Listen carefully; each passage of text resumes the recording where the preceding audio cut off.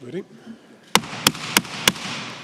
Ladies and gentlemen, councillors, will you please stand for the Chairman of West Northamptonshire Council, the Vice Chairman of West Northamptonshire Council and the Chief Executive of West Northamptonshire Council. Thank you.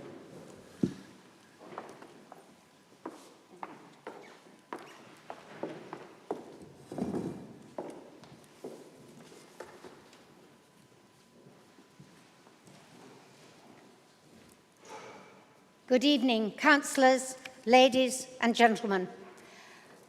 In view of the heat, may I all suggest that you remove your jackets? Otherwise, some of you are going to pass out. Let's sit.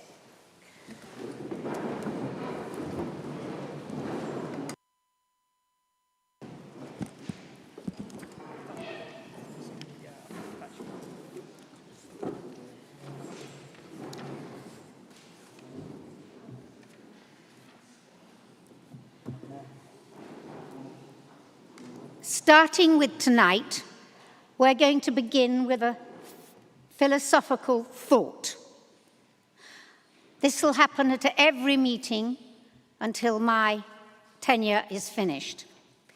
And tonight's thought comes from Quentin Green, who was the West Northants Council role model for 2024 and 2025.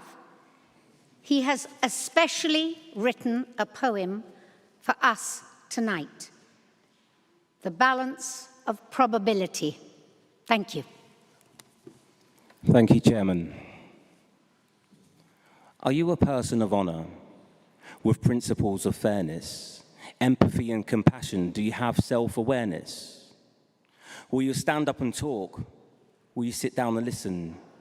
Will you help others walk on the way to their vision? Would you be by their side? Would you leave without them? Or help them reach for the sky where it touches the mountains?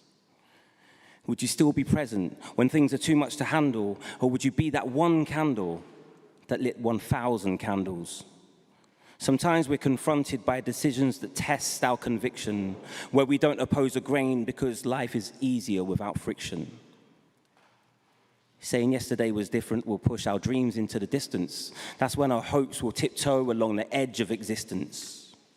With nowhere to turn, mismanaging junctions, but there's a road where concern is challenging assumptions, where our moral compass should always guide us through, because everyone in this world is intertwined with you. I know sometimes we can't see the wood for the trees, but what is not good for the beehive cannot be good for the bees. Because we are mutualism, we are symbiosis, we live under one flag, born from a war of roses. Will we empower the poor, support those who go hungry, and be proud of our county at the crossroads of the country? Which underscores the importance of actualization. I know we have soul because our factories made them. One size doesn't fit all, though. That leads to mess and conviction. Are we united in pursuit of building the best for our future? Or are we left disillusioned? Have you turned a blind eye to messages of collusion? Because I miss information, not misinformation. Can we collaborate or conveniently miss invitations? Can we build a legacy and demonstrate integrity? Can we realize the potential of interconnectivity? Will we all turn up at the turn of the tide? Does your persona align with the person inside? I'm not here to point fingers at your point of view, because people who point fingers are disappointed too. But will you represent those who will never walk in your shoes? If your heart and mind is in tune, then I'm talking to you. Thank you. Thank you.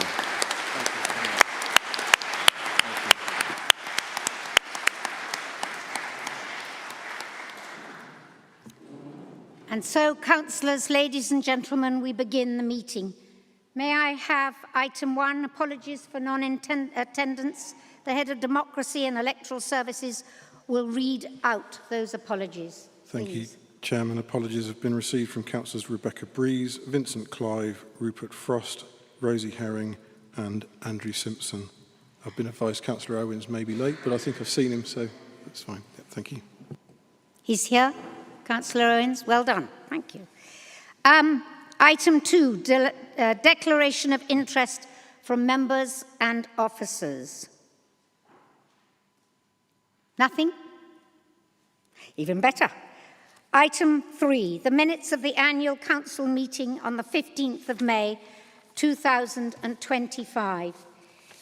Is it the councillors' wish that I sign the minutes of the previous meeting as a true and accurate record? Do I have the assent of the meeting? You do? Under the gavel? Yeah, that's them. This is them. Sorry, have to find them. Thank you.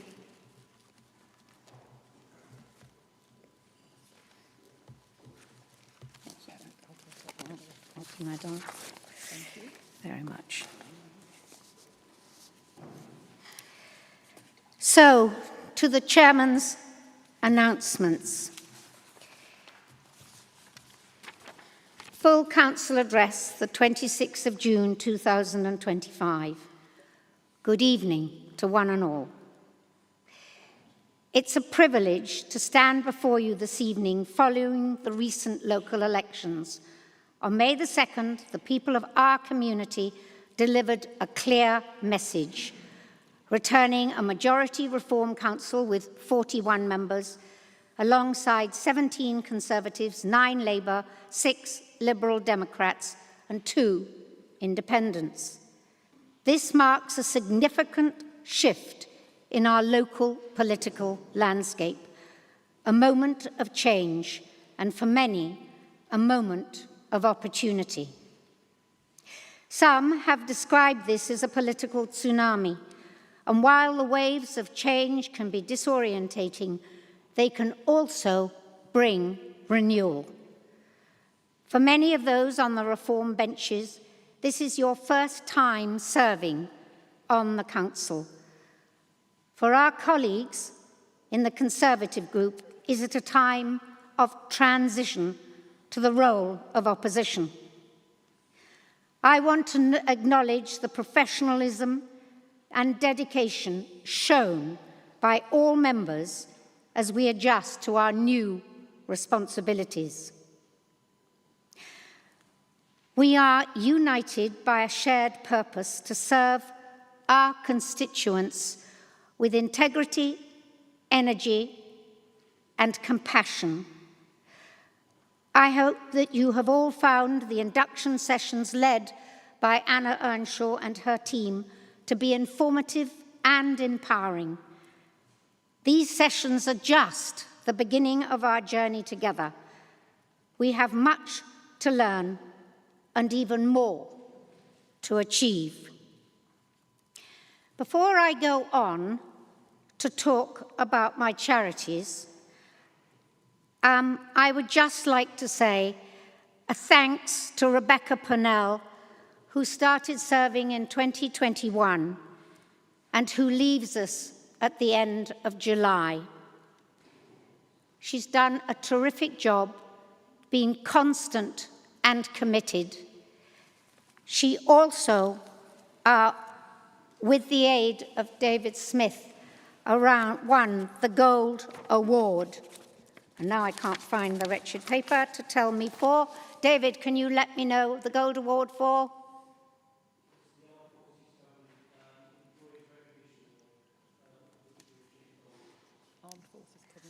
Armed Forces Covenant. Sorry, can't find. It was an Employer Recognition Award. May I have a round of applause for her service?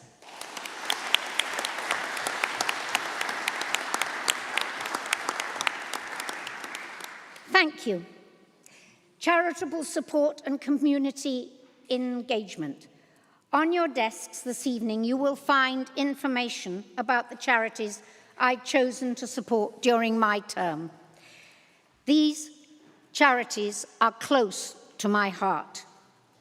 I've been involved with Maggie's for over 15 years, beginning in London and continuing here in Northampton.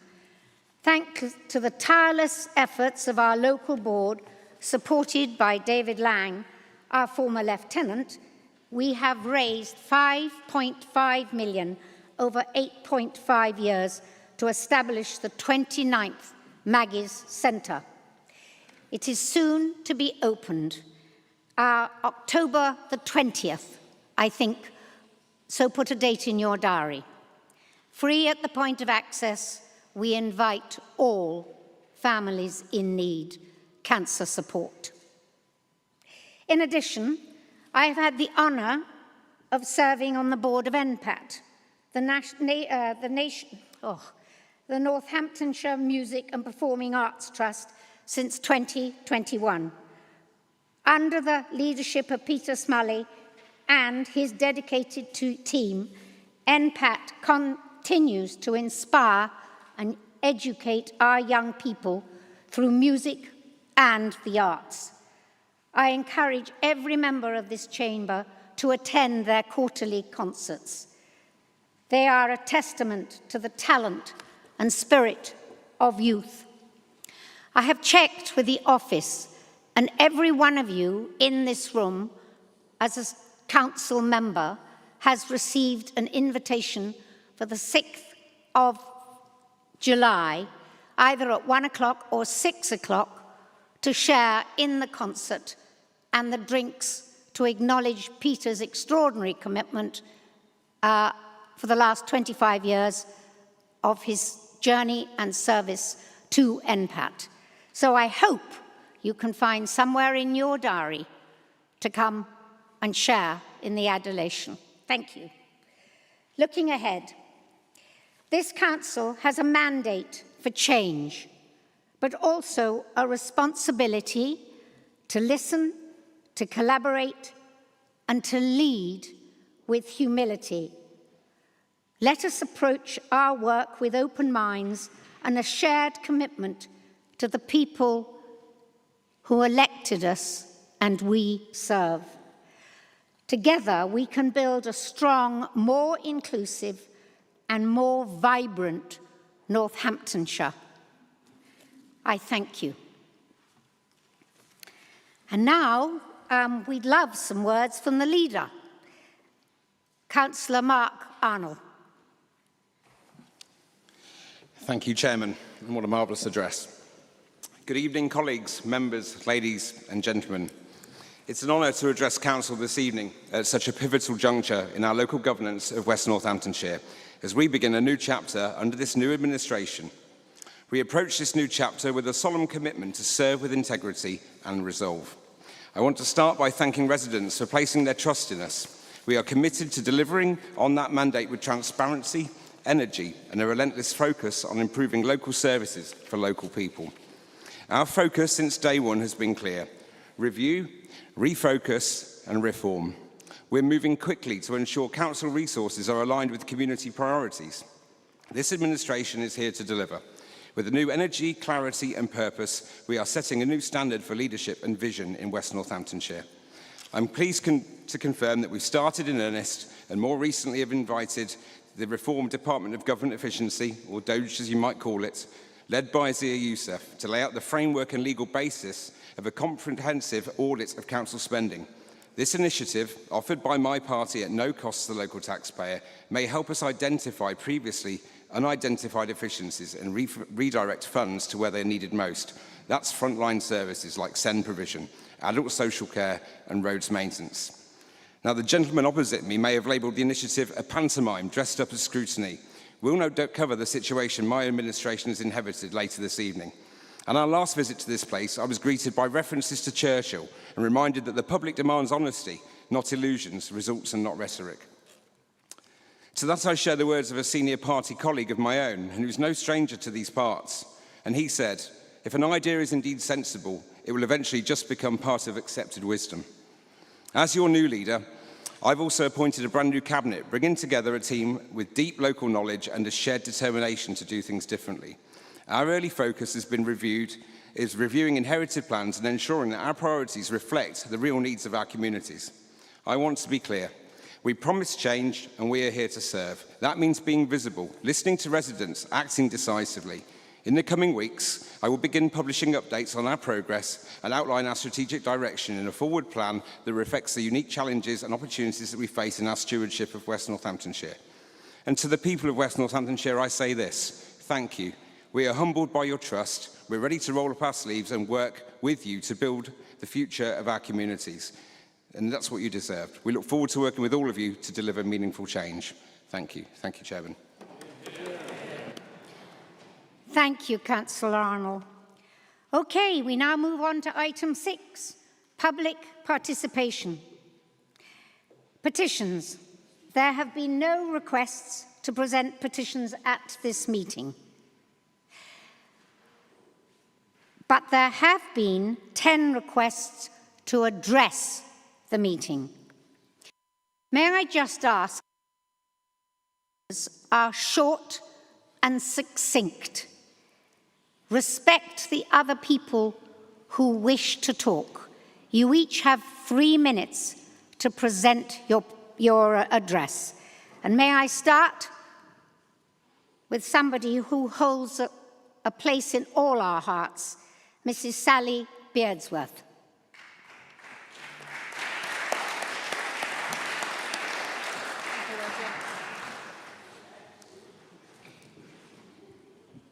Good evening, councillors, ladies and gentlemen.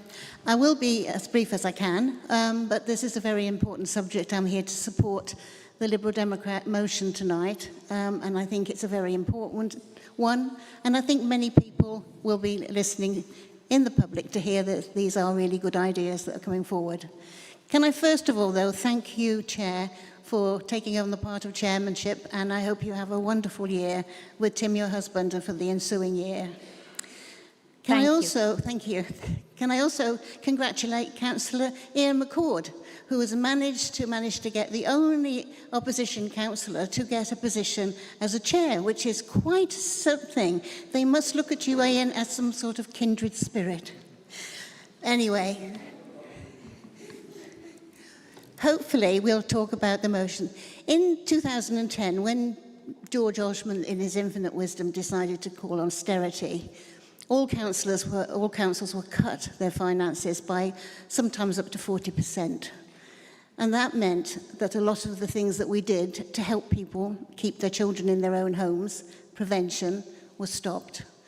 We'd stopped having youth services, we stopped having all sorts of things like that which helped young people stay on the right tracks and to keep children in their own homes, their own family homes, because we had people that worked with them to keep them there.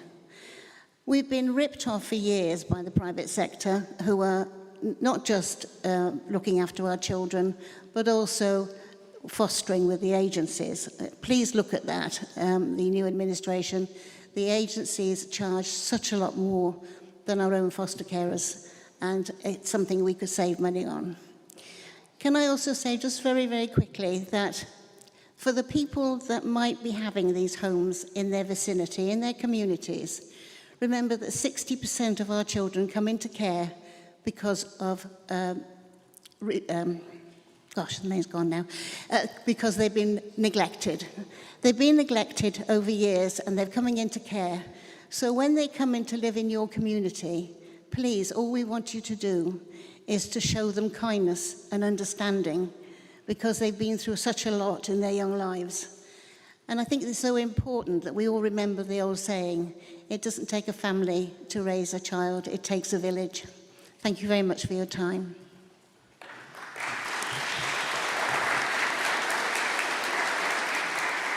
Thank you, Mrs. Sally Beardsworth.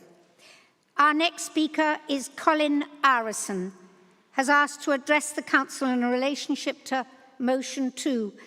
Mr. Arison, you have 3 minutes. Is he here? Yes. That's okay. You have time.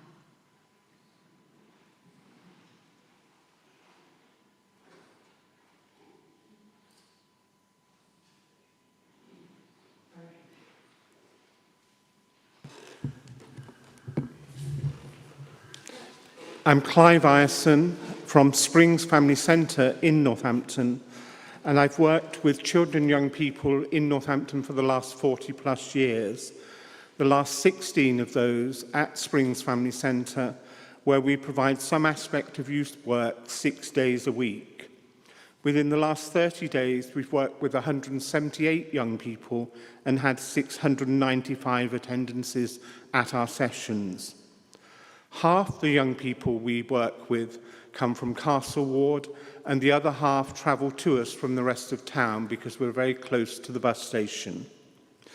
Our detached outreach work is set to divert young people from knife crime, and we use our recording studio to do that as well. And we've, within this month, held a national youth summit on knife crime, looking at how the voluntary sector is helping in those areas. Whilst we're working in Spring Boroughs with some of the most challenged young people, all young people in West Northamptonshire deserve a youth offer, whatever their background. Currently, they don't all have one. Many of my own young people live in socially overcrowded local authority housing with no outdoor space. They have been promised a multiple-use games area on the closed West Northants Council car park for the last decade. It has not materialised. They've been let down. Plans were drawn up and paid for twice. It even received planning permission, but it didn't ever happen. Over the last 2 years, we've been told that the council was looking at the possibility of a site for a national youth zone. We would love a youth zone in the area. They are, if you like, the Rolls-Royce of youth provision. But it would mean that the council would need to put in about 8 million of capital costs at the beginning. So I urge this administration to take an early decision on that, because although we would love a youth zone, if it's not going to happen, tell us now, and then come to talk to us, those organisations working on the ground, to see what we can do that might be cheaper and achievable, because I don't want to let down our young people again. In the youth sector, we currently have a completely untrained workforce. That's because of decisions taken decades ago. And we need to train up that workforce. Now, many of the people are volunteers or working in other jobs. They can't just... Mr. Arison, your 3 minutes is up. Can you finish your paragraph? Yes, of course. Please. Yes, of course. So there are other ways of doing that, of buying into things like London Youth, who would do training courses online. But let's work together. Let's get a strategic plan now for youth in the whole of West Northamptonshire so that they can all have a youth offer. Thank you. Thank you.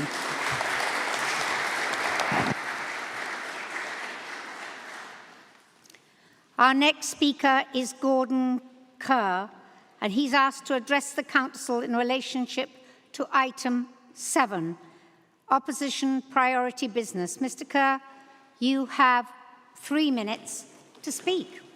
Thank you. I'll follow on from what they're talking about with the children's educational needs. I taught in America for a while when I was there, and they adopted the Rockefeller system of education. And I think that's one of the reasons I had a hard time teaching in the high school system, because I ignored it. And when I left to teach at George Mason University, the principal came and told me I was the only teacher that the students said they wanted to keep. So I'm not so sure bringing some of these American strategies to long-term planning is going to be good. We see it already in the healthcare industry, that's a real problem. It's costing people. The NHS has been failing since Margaret Thatcher has been attempting to skim off money from that. But we have a similar problem with money here. In Northampton, we have the 151 officer sending money to the Consolidated Fund. That money is being used to, I don't know, Keir Starmer sent a plane over to the east end of the Mediterranean the other day with bombs and stuff. If he's using commingled money in the Treasury, then that's making everyone here an accessory to terrorism. Excuse me. That gives me Mr. Kerr, authority to arrest anybody Mr. here Kerr, because you're not you are challenging meant that. to be. You are meant to be addressing, or so I'm told, opposition priority business. No, that's not correct. What I was addressing was the long-term planning. In the email, it says you are meant to be addressing the issue of priority business. That's I just not had correct. it You checked. got a bad email. Sorry about that. But maybe you should bring that up with your staff. What I'm bringing up is the problems we have with people like Lucy Connolly. It's been She got signed by 31 you. months. I can't hear you. I've got a bad ear. But that's not an answer.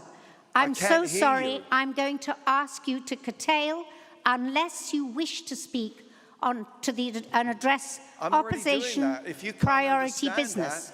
that, maybe you're not hearing what I'm saying. You're not listening. But we have the follow-up is with the issue with what's happening on the corporate level on a future planning. We have people like Keir Starmer. You have 30 seconds sending left. weapons Please to, finish your the subject. east end of the Mediterranean, and he thinks that this is okay, and yet he thinks that Mr. Connolly, I believe here, should resign because his wife got 31 months for a tweet that lasted for about an hour. I forget his name, the MP for this area. I think I've already sent him an email asking for his resignation. I don't think he's got the capabilities. But I think what we need to do is to bring litigation. And if you live in places where litigation is an acceptable process, you can bring litigation against Keir Starmer for his violations of our Constitution, which he's doing on a repeated basis. Disconnect the microphone. I'm going. Thank you, gentlemen.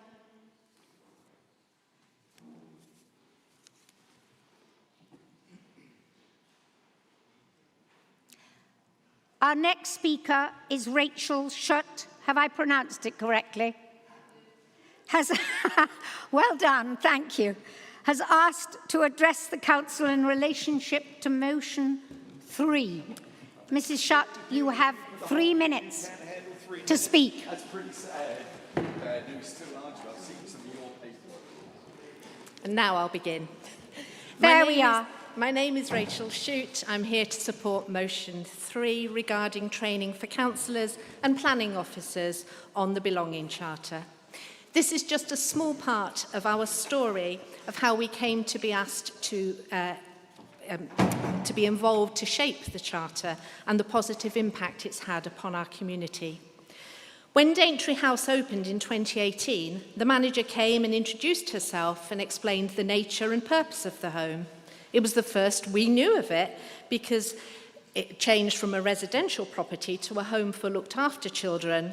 The planning level requested and granted at that time, there was no need for public consultation. Apart from a few initial teething problems with noise and parking, which were acknowledged and rectified, we got on well. Then the pandemic struck. Unfortunately, post-COVID, there was a marked change in relations, and it felt very much as if it was them and us. Due in part to the high turnover of staff, the ease of conversation and dialogue previously enjoyed was lost, and our polite requests for consideration of our needs, such as that old chestnut parking noise levels, were ignored. There were numerous visits by the emergency services at all hours, and the atmosphere in our previously quiet neighbourhood completely changed. As such, some neighbours looked into potentially moving away, and others struggled with the stress caused at that time. But then, in September 2023, there was an incident involving a young person, and that became the catalyst for those of us as neighbours, and we got together to look into the planning and see if it matched our reality. Initially, we struggled to be heard or taken seriously, but with the support and encouragement of Councillor Rosie Humphreys, planning officers and others, we continued to try and re-establish the dialogue. Last summer, Councillor Humphreys facilitated a meeting with representatives from the care home, Northamptonshire Children's Trust, the police as well, and it was a frank but respectful meeting with all sides able to express their point of view. and at last we felt heard and vindicated.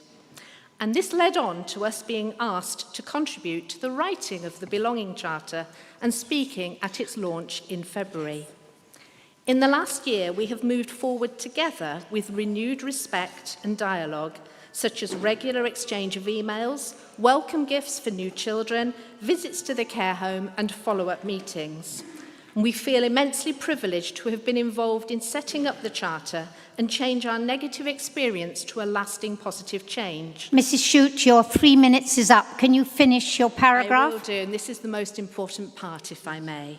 All right, well, please get it down. While such a change is good for us as neighbours and for staff at the home, it is most important for children in their care who deserve to live in a welcoming, peaceful and cooperative community. Thank you. I thank you.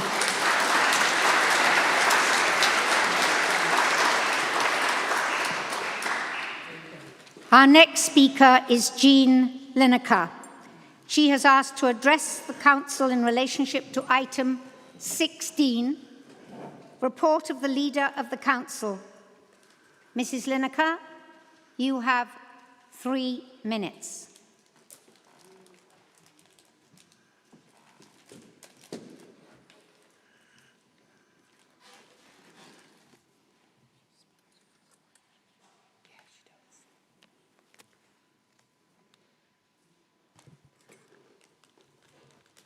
This won't take long.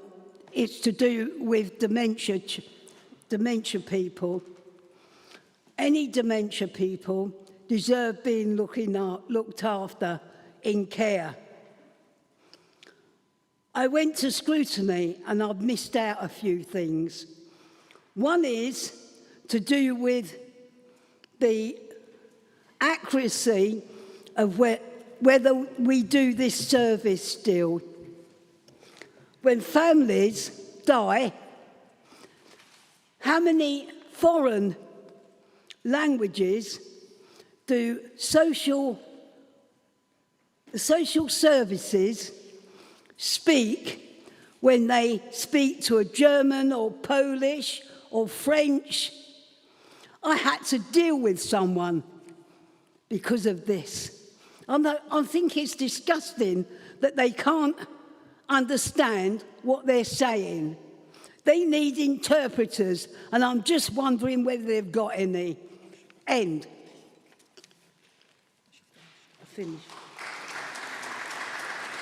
Thank you, Mrs. Lineker. Now, the next speaker, please, Martin Cole, and he intends to address the Council in relationship to item 10, Council Flag Protocol. Mr. Cole, you have 3 minutes to speak. Thank you. Good afternoon, everyone. I'd just like to share a condensed speech that was given to me, which I, as a co-founder of the Northampton Windrush organisation, would like to share with you all. We, the Windrush generation, are heartbroken at the Council's decision to ban the raising of the flag at public buildings. This decision is not only unjust, but strikes at the heart of our values. As a society that celebrates diversity, inclusion, and the rich tapestry of cultures that define us, the Windrush generation has long stood as a symbol of resilience, unity, multiculturalism, the very essence of British identity. Raising global flags is more than a symbolic act. It is a statement of solidarity, recognition, and respect for the communities that have continued to be the vibrancy and progress of this nation. To deny this gesture is to diminish the importance of heritage and collaboration, and the shared humanity that bonds us all as one. The ban undermines efforts to build bridges across cultures and sends a troubling message of exclusion at a time when the world calls for understanding and unity. It fails to reflect the values and fairness and equality that should guide every decision made by our council, entrusted to serve all constituents, not just a select few. Our flags, like the British flags, represent stories, struggles, and triumphs. They are the symbols of pride and hope of generations who have continued to be to the building of this nation. And I end by saying, well, there's an extract from a poem that says, "You called and we came." And the whole idea of the Windrush generation and the struggle that a lot of people from the Caribbean face was because this country called and we came. Thank you for listening to me.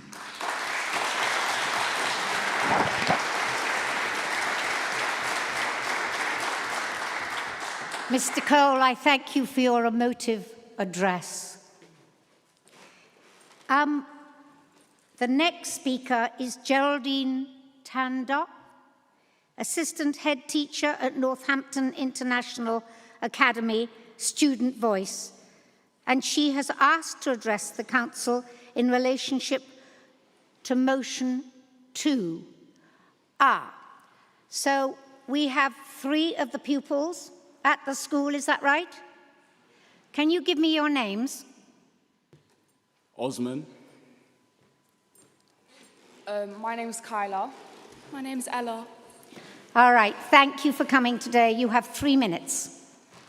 All right, so my speech that I wanted to talk about was to early intervention for youth because it's something that's kind of personal for me.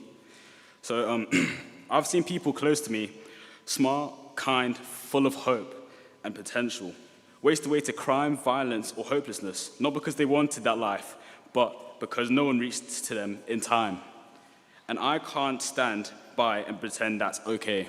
Early intervention could have saved them. We don't need promises, we need action. We need youth workers in every school, safe hubs in every neighborhood, and ongoing support, or real ongoing support for mental health. We need mentoring, not just punishment. Conversations, not assumptions. One trusted adult, one safe space, one moment of being heard could stop a life from going the wrong way. I've seen what happens when that doesn't exist. We can't keep reacting to crisis.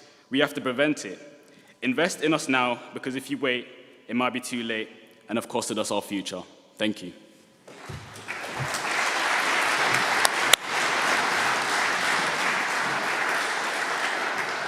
Having the opportunities to be involved in certain youth services, including opportunities at school, like being here today, and being involved in the Youth Advisory Council has truly built me up and helped me grow as a person.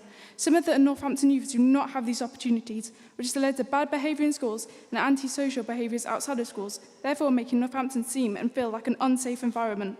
With more youth clubs in Northampton, students and young people are able to thrive in a safe environment and access the support they need. At NIA, my school, our students struggle daily with dangers on the streets, walking through the race course, and viewing antisocial behaviours forced into school lockdowns due to escalating situations in the area and the pressures of weapons and drugs. Youth services are the solution to these problems. Mental health support, preventative measures and engagement is needed now more than ever.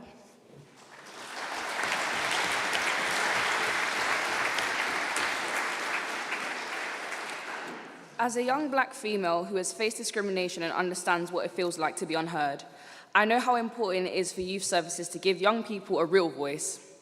When we have spaces where we can express ourselves, be listened to and not judged, we're more likely to grow in confidence instead of turning in frustration into anger and antisocial behaviour. I'm passionate about promoting equality. Too often, marginalised groups, whether because of race, religion, background, or personal challenges, are left behind and labelled as problems, rather than people in need of support. Youth services can change that. They can be designed to meet us where we are, with mentors who understand our lived experiences and programmes that empower rather than punish. I believe in community pride when young people are given the chance to be part of something positive. Whether it's volunteering, youth councils, or creative projects, we take ownership of our communities. We stop seeing them as places we want to escape from and start seeing them as places we can build up, protect, and be proud of. That's why we will keep fighting for more investment in youth services, because I've lived the reasons, we've all lived the reasons, and we need them. Thank you. Thank you.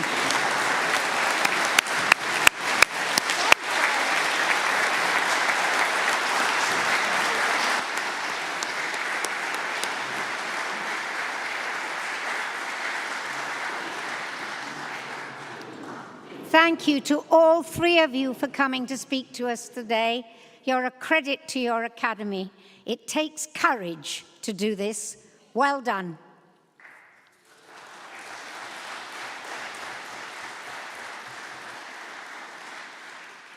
The next speaker is Ross Chisholm, yes.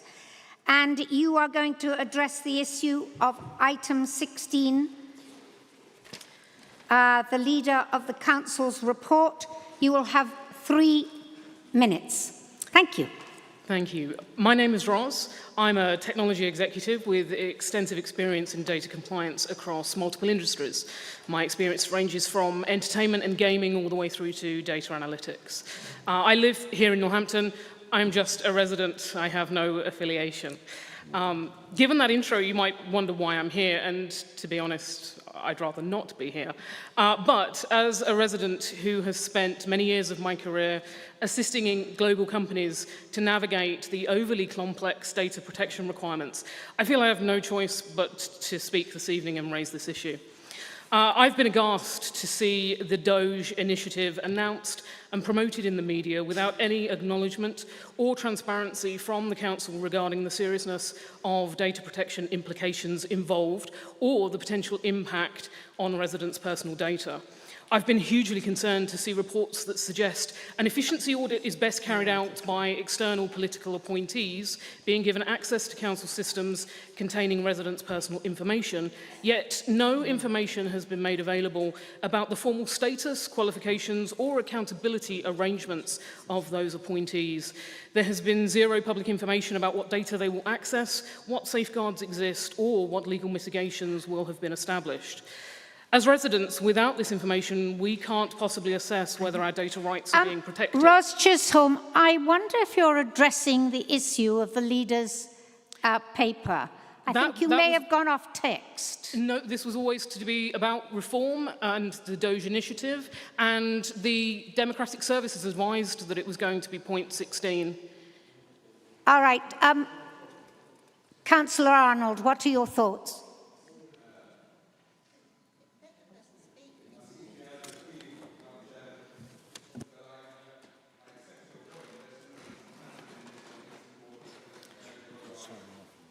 Leave you to handle the meeting. Thank you.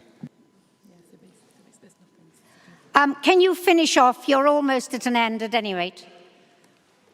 Absolutely. So without this information, we can't assess whether our data rights are being protected because nothing has been published. Data protection, there's been no data protection impact assessments, no data sharing agreements, no scope of works, and not even basic information about who these people are. There has been nothing of value released for the public to assess. I would like to clarify that this isn't about politics. It's about fundamental transparency regarding our personal data. And when I thank you very much. Your time is up. No can more. I just finish this paragraph? It's very short. No, because actually you're off text. My apologies. Thank Then you. I would like to say that it was due to the advice of the Democratic Services that I'm off script as such. I'm not going to argue the toss. Your time is up. Please write to us and we will reply.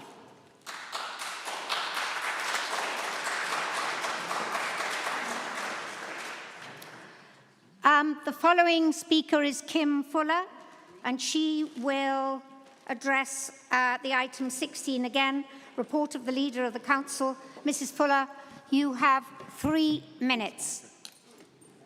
Oh, sorry. Please make sure you address the issue. Thank you. Right, thanks, Ben. With the this is referencing the new housing at Greyfriars and the finance. However, I'm also raising the question as to why the constituents are well overdue on the decent homes and still living in properties that need rewiring and still living with the damp and mould. We are not trained to clean any of the damp and mould because they come at any grade. However, I have the surveyors coming out next week for the electrics yet again. They, on previous occasions, they have placed it as borderline when I have green ooze coming out of the sockets. This, just to let you know, this is where I have to cook on for the last 10 years. This is the third one. I have no points for an electric cooker or for a gas cooker. I'd like a full investigation into landlord services and what's happened to the decent homes projects for us. I thank you, Mrs. Fuller. I haven't finished. All right, you have 1.36 seconds left. The new ceiling which I've had, the new ceiling which I should be having, has not been signed off due to the leaks, etc.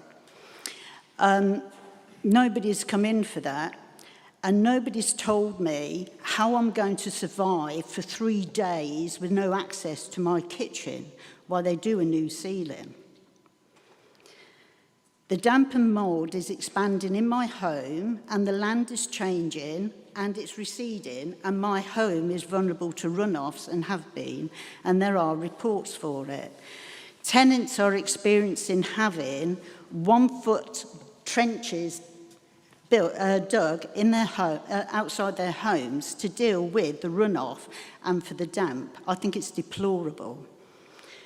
I don't think my my home is going to survive much longer. The housing officers come round when they take their unofficial surveys. They make note of the damp and mould, and when challenged, they turn around and say, it's got nothing to do with it, you know, it's in another department.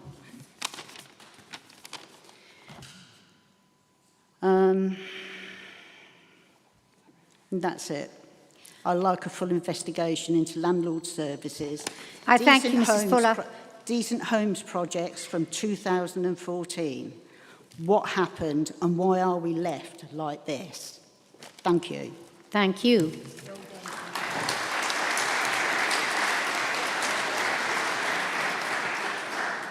And now we have Austin Havel, and he is going to also address item 16, the report of the Leader of the Council. Mr. Havel, you have 3 minutes to speak.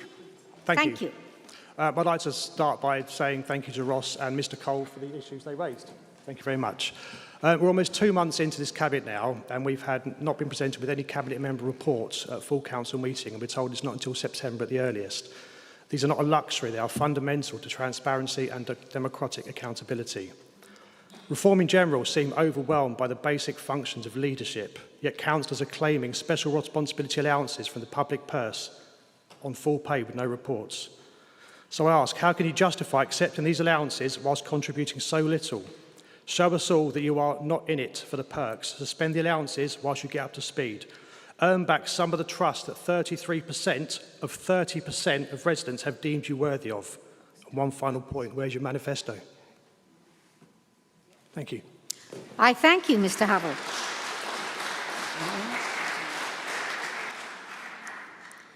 Okay, that brings to a conclusion the public speakers. And now I move on to public questions. We've received 2 written public questions. The questions and responses are set out in the document which you've had circulated on your desks. If you haven't, would you tell Democratic Services at the end so that we can make sure you have them? Everybody would appear to have done so. Thank you. Mr. Nape is unable to attend the evening meeting and therefore there is no mechanism in the Constitution to enable supplementary questions to be asked in his absence. I thank you. I thank you, all the members of the public. If any of you wish to leave now, please go. If not, please sit and enjoy the rest of the evening. Item 7. Opposition priority business. I will invite Councillor Fiona Baker to move the motion.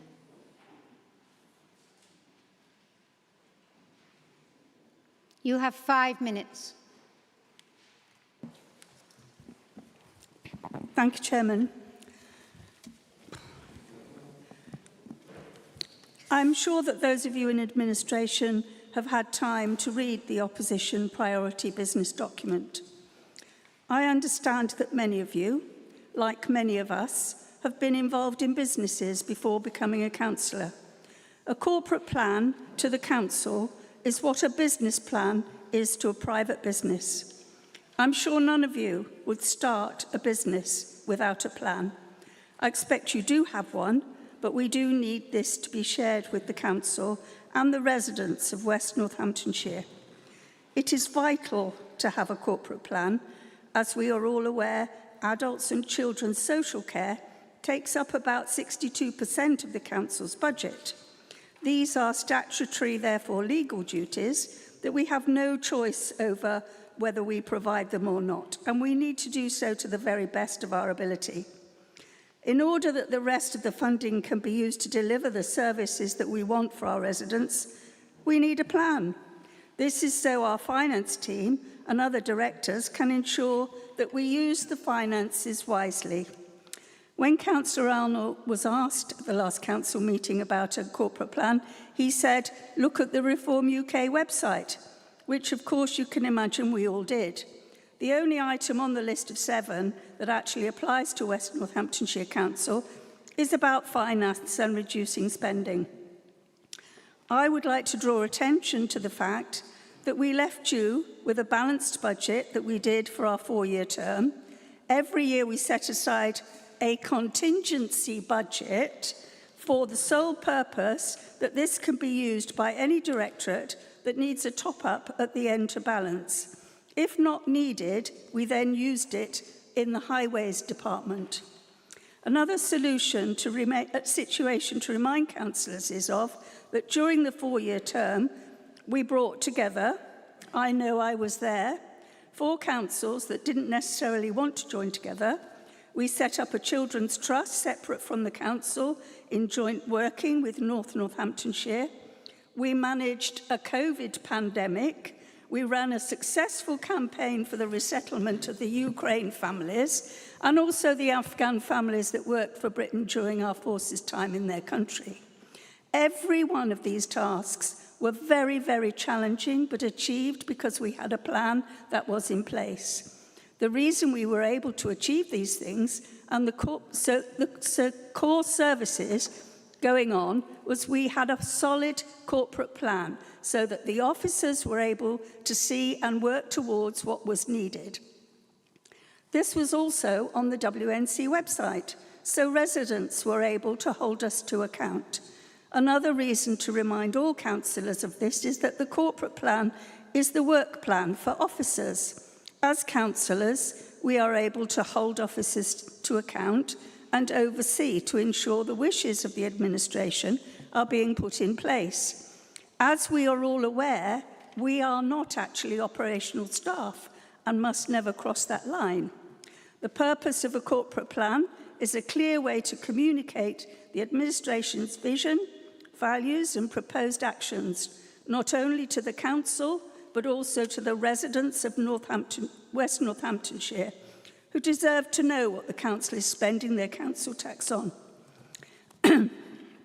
I did listen to an interview that Councillor Arnell did when he was asked the similar question, and his answer was along the lines that we don't have one, so we can't be held accountable for it. Councillors, I leave you to vote on whether you think it is important as I do, to have a corporate plan that outlines the Council's goals, strategies and objectives over medium and long-term period, which serves as a roadmap for this organisation. Thank you, Chairman. I thank you, Councillor Baker. I believe that Councillor Peter Matten, you are going to second this motion.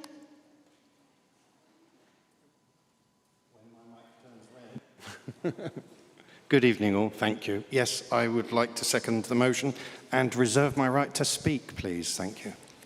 Okay, thank you very much. So therefore, I invite speakers to comment. And my first person on the list is Councillor Sally Keeble. Thank you very much, Madam Chair. I very much welcome, and our group will be supporting this motion. I would, however, add some comments to it, because I actually think that a council does more than just execute a business plan. I think a council speaks to the soul of the community as well. And therefore, I think that what Councillor Arnold referred to earlier in terms of a vision includes both something about what it intends to do with the detailed policies, which I would concede do take time to sort out, but it also includes something about the tone and the values of the organisation, the way it intends to deliver services and deal with the public in West Northamptonshire over the coming years, and in particular in three areas. One is, what kind of a council will it be? Will it be a provider of services, which it's suggested by bringing Northampton Partnership Homes back in-house? You've got to decide what to do with the Children's Trust and also, of course, with the waste services. What will you do about the staff? One of the reasons why people are worried about Doge is that a huge amount of council budget goes on staff. If you talk about cutting staff and Doge stuff, it talks straight to people's fears. But the other thing is, what will you do about equalities? How will you deal with the people in Northamptonshire? We heard some of that in the representation about the flags. Will you treat all communities equally? Will you respect the rights of LGBT people, people with disabilities, and the full range? So I would completely support the need for a corporate plan. It's got to be plan, action, vision, and values as well. Thank you. I thank you, Councillor Keeble. A moment ago, Pinder Shanaan, you had asked to speak. Do you want to address the floor? No, but she was before that. Okay, fine. No, hold on. Could I have Julie, Councillor? Oh, no. My apologies. I've got it all back to front. All right, here we go. Councillor Mark Arnold. Well, I am willing to make way, Madam Chairman, if you can reorder the queue, but I will take my place if necessary. No, it's all right. Okay. Yes, Thank you you're very on much. the list. So, yes, I'm in total agreement with colleagues that it's important that a council has a corporate plan. It's that strategic document that sets out our future direction, our priorities and services to the benefit of all our residents. It's also the golden thread to service plans and finances and staff objectives, as Councillor Keeble refers. But we have a plan. Members should recall that on the Council's new corporate plan is the One West Northamptonshire plan, which was shaped and developed earlier this year in full consultation with our partners and residents and subsequently debated on by members and adopted at full council in this chamber on the 13th of March this year. I can only assume the temporary memory loss demonstrated by my Conservative colleagues opposite is now a lasting side effect to their defeat to my party at last month's elections. To those observing in this place or elsewhere, and to those unfamiliar with the subject matter, the One West Northamptonshire plan replaced and refreshed the previous corporate plan agreed in 2021 that set out the corporate strategy for its first 4 years.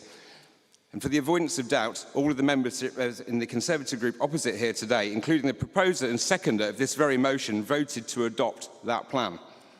As we embark upon the next chapter as a young council, the One West Northamptonshire plan sets out the kind of place we want to be and what we want for our communities. I'll make way and ask Councillor Hastie to come in and complete in a second. Thank you, Chairman. I thank you, Councillor Arnold. The next person to speak is Julie Davenport. Oh, I must have touched that, must I? Thank you, Chair.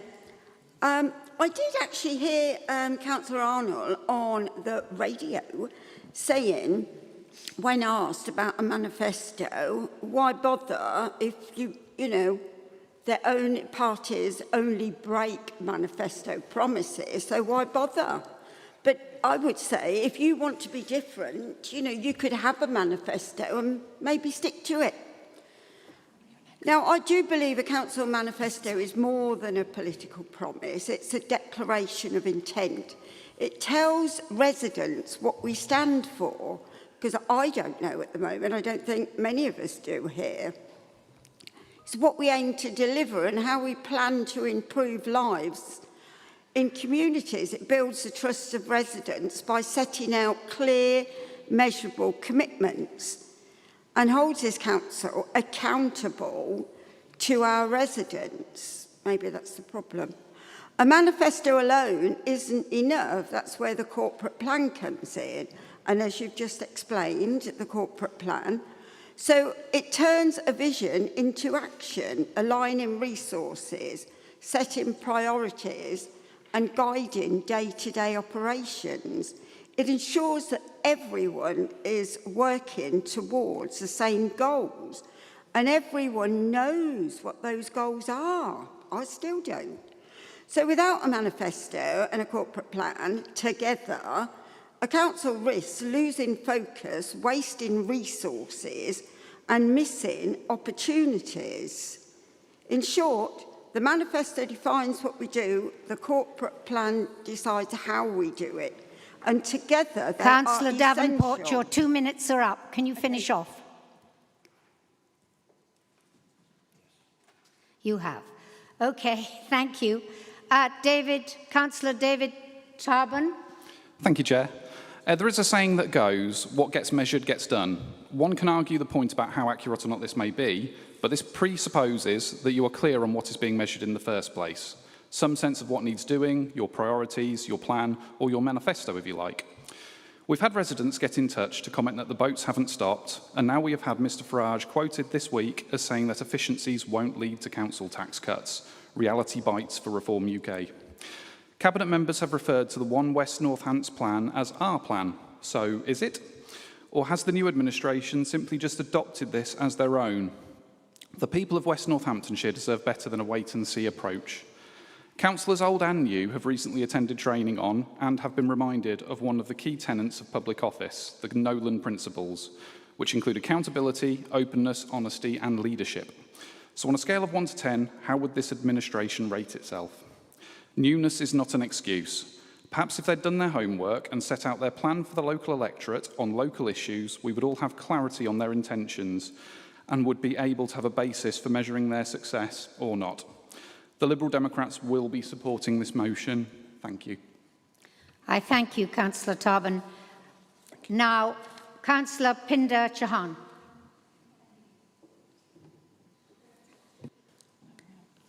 Thank you, Madam Chairman.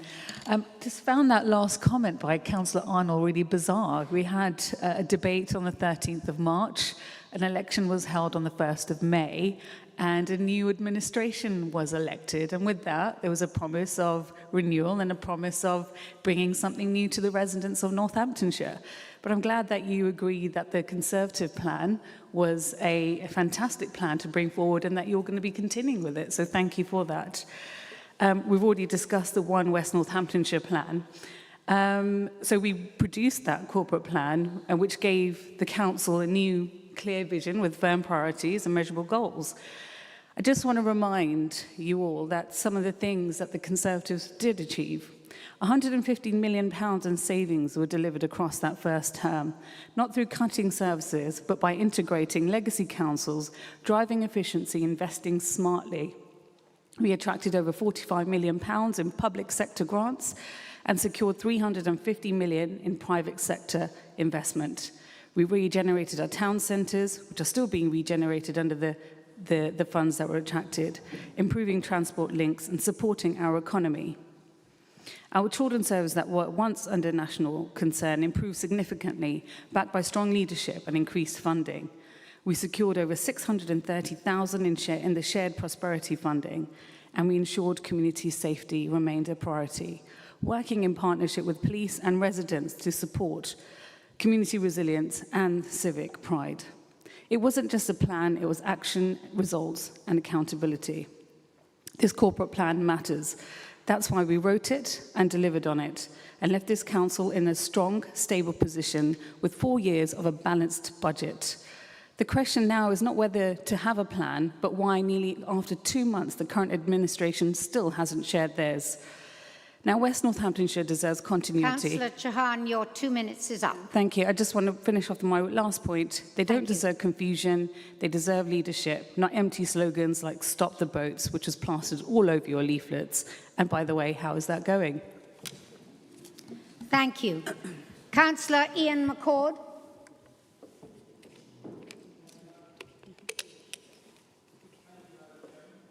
Hold on 1 second, we can't hear you. Oh, well, I don't need a mic. Yeah. Thank you, Madam Chairman. I've never really rated the quality of the official opposition here at WNC, and it looks like the change of opposition has not changed the quality. But it's early days, and I suppose they may improve with time. It would be useful, however, to set out some principles. The adopted policy of this council remains the policy until it is replaced. Therefore, we have a corporate plan. It's the one the Conservatives passed when in administration. We're stuck with that and its priorities and its unachievable target of net zero by 2030 and everything else. And I agree with the thrust of the motion that the new administration needs to bring forward its own one. But I'm baffled why the Conservatives want their key policy documents replaced forthwith. Is it the case that they know that it's a sack of spanners, and if implemented, like their wonderful NPH plans and projects we heard about at Cabinet the other night, it'll be very embarrassing for them? Never before, Madam Chairman, has a former administration been so quick to distance itself from its own policy. It may be the case that the administration did not publish any manifesto, but I think that was a stroke of genius, a real boost for political honesty. We have promised you absolutely nothing, and we intend to deliver it. In full. No ifs, no buts, no maybes. Nothing promised, nothing delivered, all promises kept. It would at least be a more honest approach than saying we will not have tax increases and then do it, we will not have student tuition fees increases and then do it, we'll be net zero by 2030 with no plan and no budget to get there at the moment office is taken. So the central ask is to bring forward a corporate plan, and I agree with that. Let's get on with it.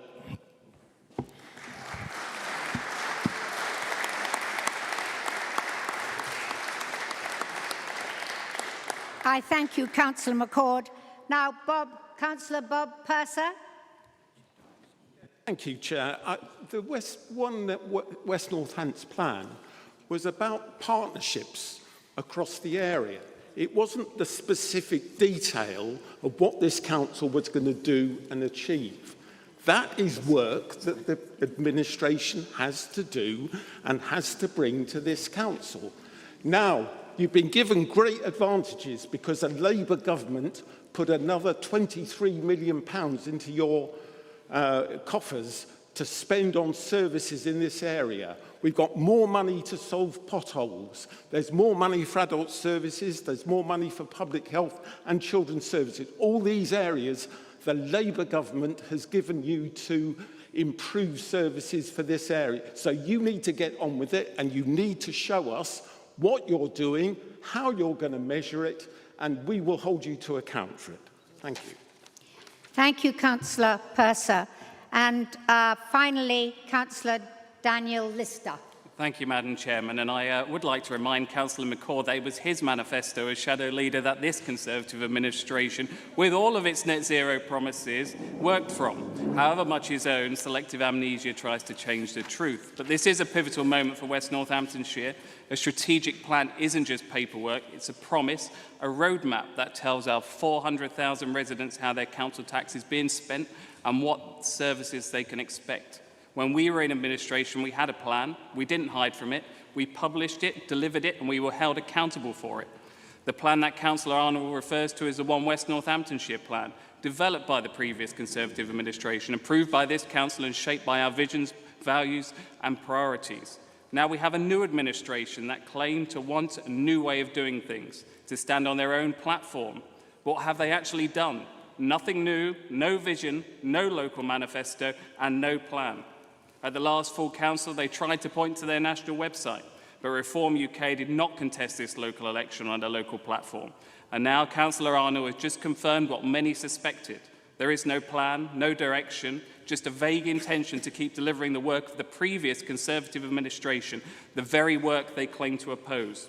Worse still, they are now trying to repackage the One West Northants plan as their own, the very plan they inherited but had no hand in shaping.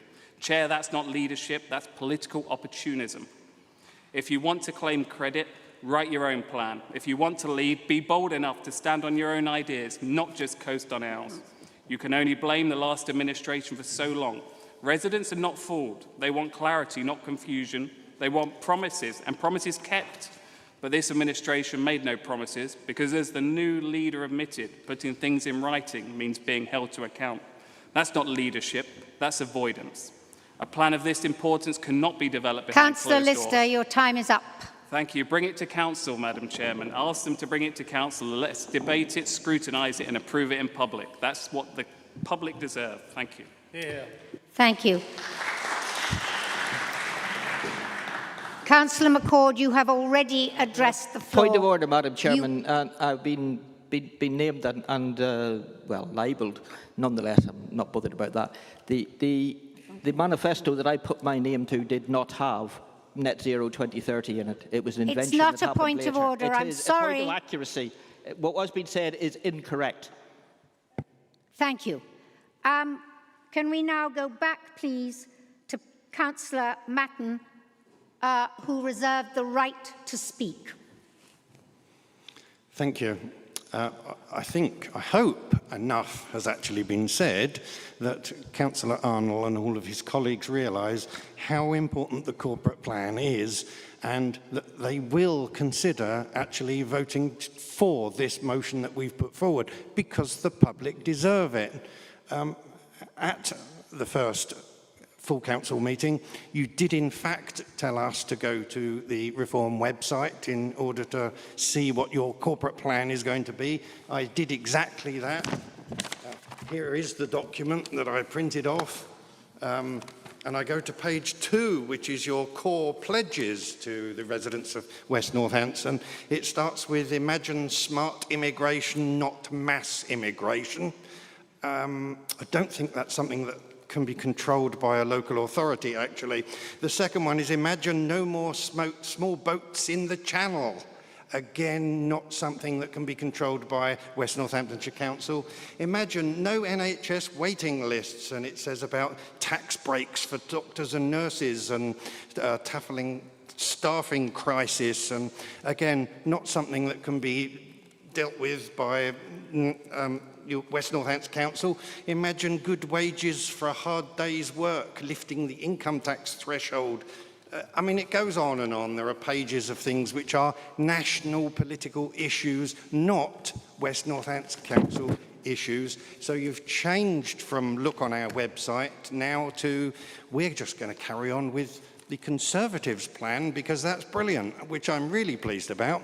But I think you'd probably rather bring us a corporate plan yourselves of your own, in which case I would ask, please vote for this motion. Thank you. I thank you, Councillor Matten. Councillor Fiona Baker, do you wish to respond to the debate? Thank you, Chairman.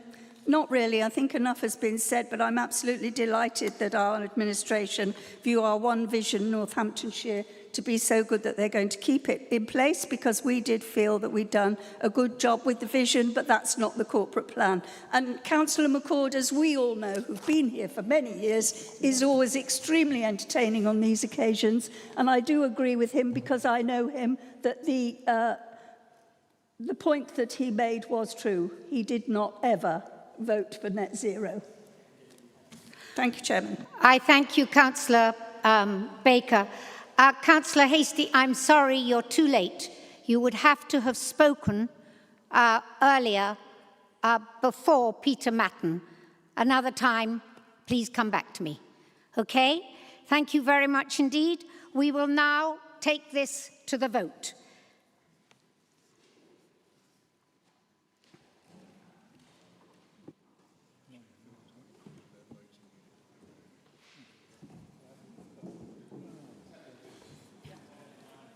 Has anybody got any problems? Paul Hanson is on the way. I'm sorry, take a breather. Get a glass of water.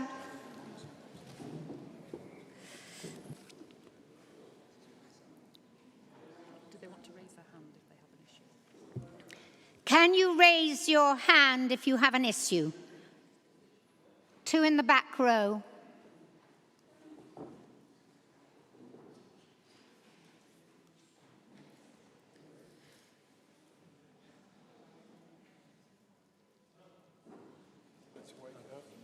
If you don't use it next time, yeah, and then now you can vote. All right, okay, thanks.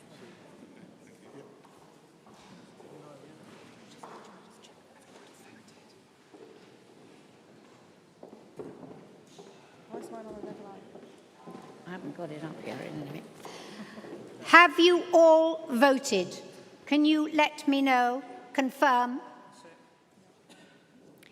It would appear that the motion has been lost. Okay, item 8. The report of the Independent Remuneration Panel. Members' allowances. I invite John Cade, sitting on my right, Chair of the Independent Rumination Panel, to introduce the report. Thank you, Chairman. If I can just highlight just a few key points from our report. In sections 1 and 2, we just provide the background for what our role is. We actually take as much evidence as we can. We look at comparable statistics as well, and then we come forward with our recommendations. But it's for you, as the Council, to decide what your level of remuneration is. Can I immediately at this stage also, on behalf of the panel, that's Anne, Alan and myself, also thank Paul Hanson, Tracy Tiff and Marina Watkins for their excellent support to us over the time. In section 2, we raise the issue of indexation. As a panel, we favour indexation simply because most people are used to some kind of annual increase and the public generally understand that. If there's a lack of indexation and there's a sudden catch-up, it causes more issues. Having said that, we are very aware as a panel of the cost of living crisis that people are facing at the moment and the pressures you as a council have, as we've heard so eloquently last night, for example, around youth services. So there is a choice there for you to make, which we understand in relation to that. In section 4, we talk about the basic allowance, which is to every member of the council. When we did our first review 4 years ago, we actually pitched your allowances, as you'll see from the comparative statistics, pretty high. The reason we did that is because you contain a major conurbation in terms of Northampton. When other unitary councils were created, like, for example, in terms of Wiltshire, Swindon was outside. Similarly, in terms of Buckinghamshire, Milton Keynes was outside. So that's why we think you are justified in having that high level of remuneration. As you can see, we are therefore not recommending any increases either for the basic or for the special responsibility allowances because we think they are well placed actually at the moment. In section 6, we look at travel allowances and again recommend that be stuck at HMRC rates. In section 7, a modest increase within subsistence payments. Section 8, very important on dependent care allowances, one that is often not picked up very much, but we think is very much to enable full access to council meetings, and we have had some uplifts there in relation to that. In section 10, a modest increase in payments to some of your cooperative members. Finally, we normally do these reviews every 4 years. We know, of course, there's been the boundary review, reduction in councillors from 93 to 76.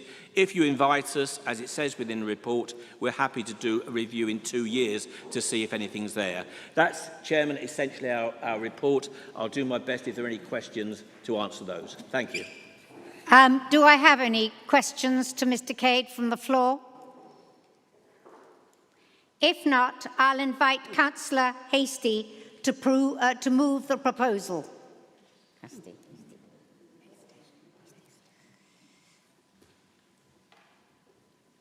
It should go red. Yes, I did signal to speak. Now, the question... You've got to switch your microphone off. I'm sorry you didn't reply in time. If you wish to join... Is that right? Yes. It's got to be proposed first. Okay? So, Councillor Hastie. She wants to ask a question. Can I just clarify, members, that before we get into any kind of further questions or debate, we need to have the motion proposed and seconded, and then obviously it will be open then to questions, etc. at that point. I'm sorry, that was my mistake. Councillor Hastie. Thank you, Madam Chairman. I do note that Councillor Arnold will speak substantially on this, so I'd like to propose it. Is that it? You don't wish to talk about the subject matter? Not at this time. I believe Councillor Arnold will talk substantially about this. All right. And Councillor Butler.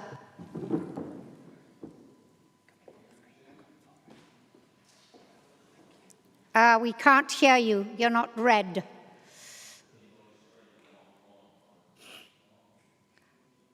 Can you find one next door to you that will go red? Thank you, Madam Chairman. Paul's coming down. Well, thank you, Madam Chairman. I'd like to second this proposal. You'd like to second this proposal. You don't want to reserve your right to speak later. And reserve my right to speak later. Okay. All right. We have an amendment. To notify the Council that an amendment to this item has been received, copies of which have been circulated to the members. Councillor Mark Arnold, could you please move the amendment? Thank you, Madam Chairman. I move the amendment. I'd like to begin by thanking John Cade and other members of the Independent Remuneration Panel for their time, diligence and thoughtful consideration in producing this report and their latest report on the members' allowances and the meeting I held with them a few weeks ago. The panel plays an important role in supporting transparency and accountability in local government, and we value their independent perspective. The work they do is always appreciated. However, after careful review of the recommendations, the administration is not able to support the proposed changes in full. While we recognise the rationale provided, we believe that certain recommendations, particularly those relating to increases in allowances, are not appropriate at this time. Given the financial pressures facing the Council and the wider cost of living challenges affecting our residents, it is essential that we demonstrate restraint and prioritise public confidence in how we allocate our resources. My party took office following a campaign promising to save money and cut council waste. Whilst not for a moment referring to members' allowances as waste, we believe it would be inappropriate at this time to accept an allowance after less than 50 days in office.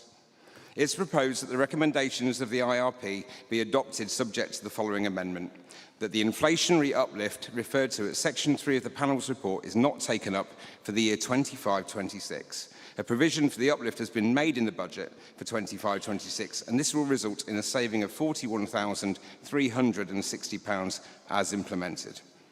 For clarity and avoidance of doubt, and no doubt I'll receive questions shortly, the changes regarding carers' allowances and expenses are accepted. I ask all members here today in this place to vote in favour of this amendment, acknowledge the residents are facing tough times ahead, and members act in the interest of residents of West Northamptonshire before themselves. Thank you, Chairman. Thank you, Mr McCabe. I thank you, Councillor Arnold, and I believe that Councillor John Slope, you are going to second the amendment.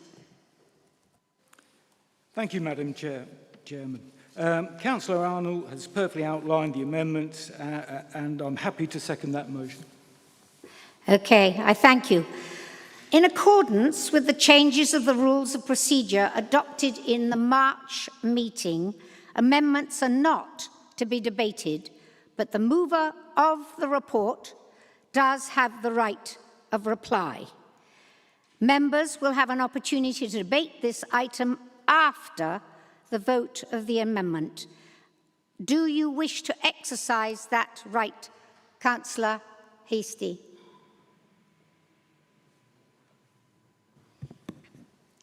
No, I do not at this time.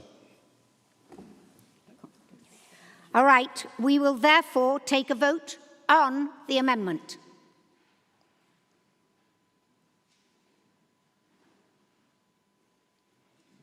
Have you all voted? Okay. The vote on the amendment has passed.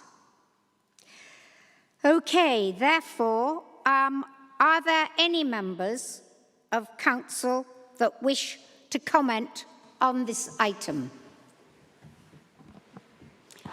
Councillor Harris. Yes, thank you, Chair. The Lib Dem group just voted to support that amendment. I think that's perfectly appropriate at this time. The Lib Dems in the February budget meeting, though, actually went a step further and made some recommendations around special responsibility allowances.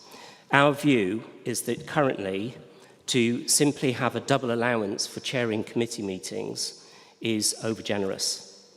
So I would encourage this administration to allow that debate and discussion to take place. Our recommendation, we obviously recognise that there does need to be some SRA for that role, but we think 2/3 of the current allowance would be perfectly adequate and sufficient for that. That would save this council a further £43,000. So if we're looking for money for investing back into resident services, then please give that some serious thought. Thank you. I thank you, Councillor Harris. Councillor Sally Keeble. Thank you very much for that. My group also supported the amendment. We did so in recognition of the cost of living pressures on families throughout the local authority area. We're very pleased that there is the uplift to the carers allowance, particularly for childcare, because we have to look at two things. One is about the cost of democracy and the other is about participation in democracy. And it is particularly important that people who are carers, this particularly affects women with young children, are able to participate fully. And that means that they need to know that their childcare costs will be covered, and those are very heavy. One point which I would ask the Leader and the Administration to look at is that participation is more than just covering the costs, it's also actually being able to get to the meetings. And some of the planning meetings in particular, which significantly don't have participation from women members, are all held out at Toaster at the time when a lot of women have to go and pick up children, or some women in my group have to go and pick up children. And it would be incredibly helpful if some thought could be given to the timing and location of those meetings so that they can participate fully in them with their childcare costs fortunately covered. Thank you very much. Thank you, Councillor Keeble. Councillor Davenport. Thank you, Chair. I also am quite happy to not receive the increase. In fact, all previous years, the opposition have objected to it because some councillors work really hard, very dedicated, and others not so much. What I've never agreed with, and Jonathan, Councillor Harris has actually raised this, I've never agreed with committee chairs what they earn, which is about the basic, well, same as the basic allowance. And when you think of how many hours members put in as a councillor to earn a basic allowance, then you've got a chair, and they only had 4 formal meetings last year, so that works out £4,000 for each of those meetings, which is ludicrous to me. I mean, they do go in a bit earlier, they have to read the reports, but all of the others have to as well. There's, you know, task and finish groups, you have councillors chairing those. So it's always come over as like a cushy number on really high pay. Councillors do not have to take this allowance. They can advise democratic services if they just want to take a certain percentage of the money.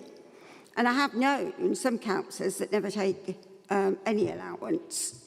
Thank you, Chair. Thank you, Councillor Davenport. Councillor Pinder Chauhan. This will be the last one on this subject matter. Thank you. Thank you, Madam Chairman. Sorry. Thank you, Madam Chairman. I've actually voted for this amendment, but I did want to say a few words about this, and we've previously debated this in the chamber. One of the things that were always brought up is that in order to attract more young people into politics, and not just people that are retired and can afford to live on, a minimum wage, we need to be able to attract them and offer them a decent allowance. So with that in mind, we cannot,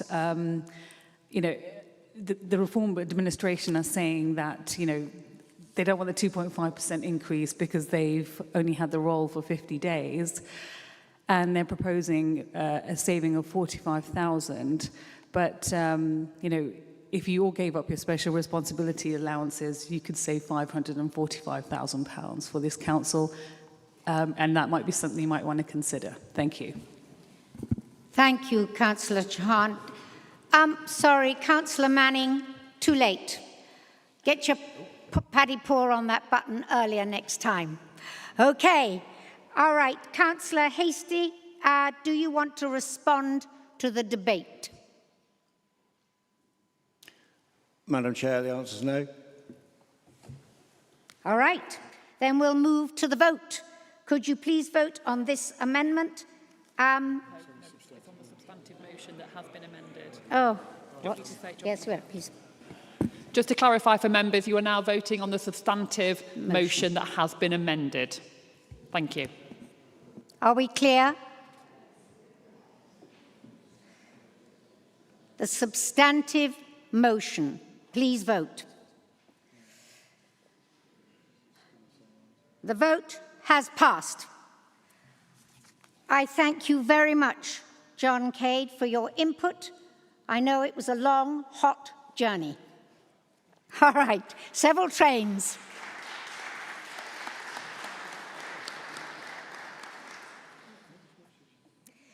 Okay, we move on to item 9.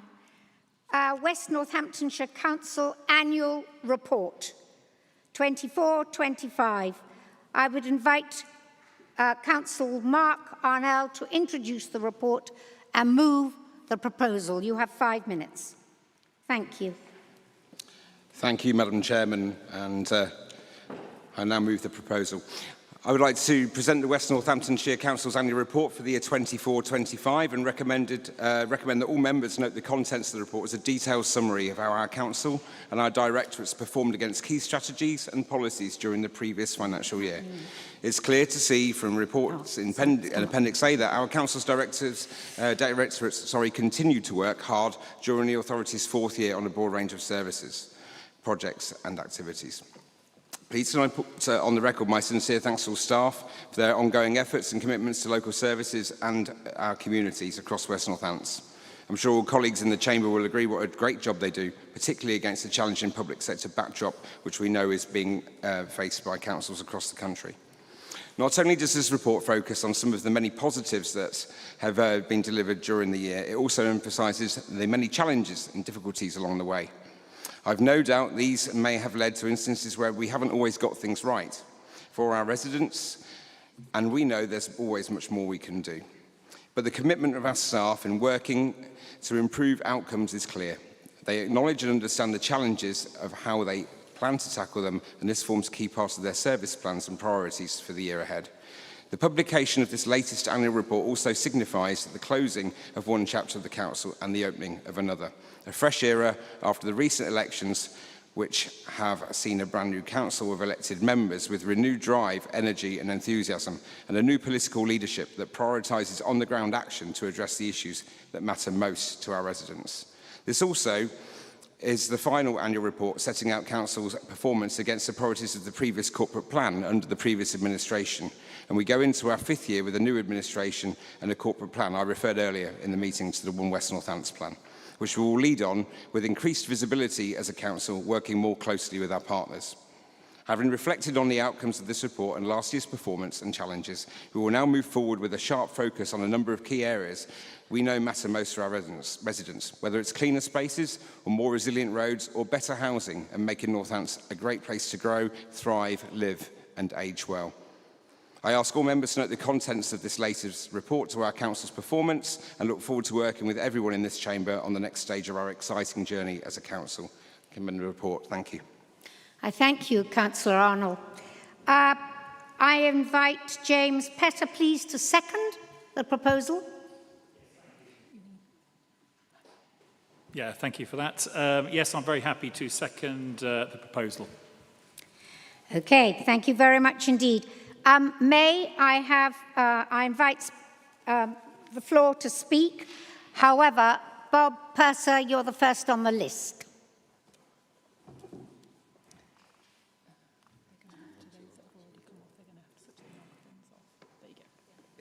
Thank you, Chair. As a Labour group, we're supporting this, and I'd like to be associated with the thanks to our officers, contractors and councillors and all whose hard work contributed to the work of the council over the last year.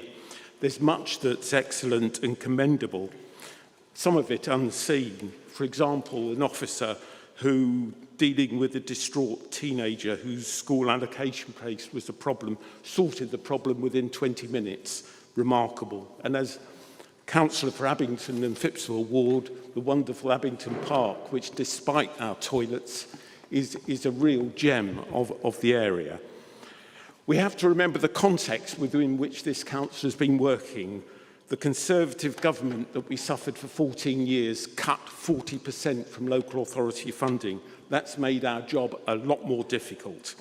Hopefully, our current government will begin to redress these problems. And of course, as a council, we inherited significant legacy issues which are biting us every so often.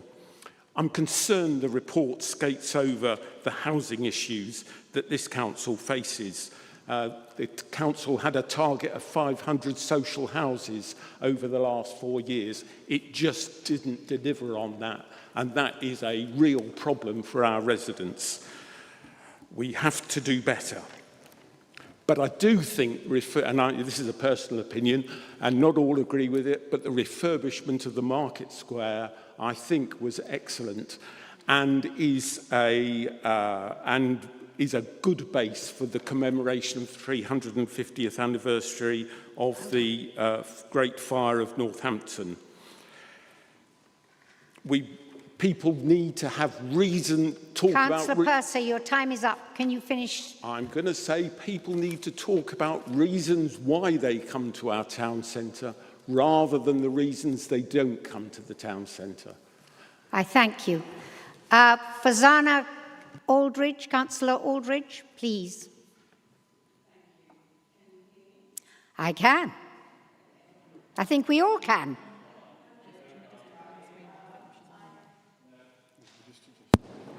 Is that better? There you go. Okay, that's great. You're ready. I also start by thanking the officers for producing a detailed and well-presented report. However, ultimately, the leadership and accountability for the content of the annual report lies with the political administration in control of the council. Having worked in 7 different local authorities across the country at a senior level, I fully recognise the need for a local authority to present itself well in terms of its performance, and understandably, West Northamptonshire Council's annual report seeks to do this. There are indeed many areas where the Council has performed well, such as percentage of waste residual being treated at nearly 90%, and in adult social care in terms of percentage of referral with decisions within 2 days. However, there are also significant areas where our performance has not been good enough and needs to be improved at a fast pace. For example, the timeliness of education, health and care plans completion and the low percentage of cases where homelessness was successfully relieved. Our 20-week EHCP completion rate is 12.8%. The national average is close to 50%. We also have, as we've heard, likely overspends in children's services and adult social care, which could spiral out of control if we do not re-evaluate the way that services are structured and function, with a focus on efficiencies as well as improvements to secure the very best for our residents. So my questions are... Councillor Aldridge, you have reached the end of your time. Can you finish your paragraph? Okay. How will this new administration go about addressing areas of weaknesses and at pace? I'm particularly interested in how there will be greater transparency and honesty in reporting of progress and weaknesses. Thank you. Councillor Tarbin. Thank you, Chair.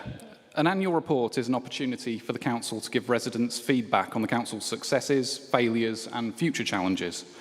Whilst the document being discussed is very good at celebrating the successes and listing some challenges, I don't believe the document does a good enough job of making shortcomings and areas for improvement obvious enough. One easy fix would be to colour-code the KPI results with a traffic light system, for example, to make it easier for people to see where we succeeded and where we failed. We could also highlight key facts in the long list of bullet points to draw the reader's attention to the most pressing concerns or biggest wins. I know a document like this can be seen as a formality, but it should be a document the administration can use to show pride in the year past, admit where it needs to do better, and more importantly, provide an accurate, digestible, transparent account to the public. Thank you. I thank you, Councillor Tarbin. Councillor Lister. Thank you, Madam Chairman, and I will correct the record. Councillor McCord did say it was the most environmentally friendly council you ever had. It didn't say net zero. She's quite correct. Madam Chairman, though, this Conservative administration led this council through one of the most difficult periods local government has faced in recent memory, and this report does reflect both the scale of those challenges and what we delivered in our final year of administration.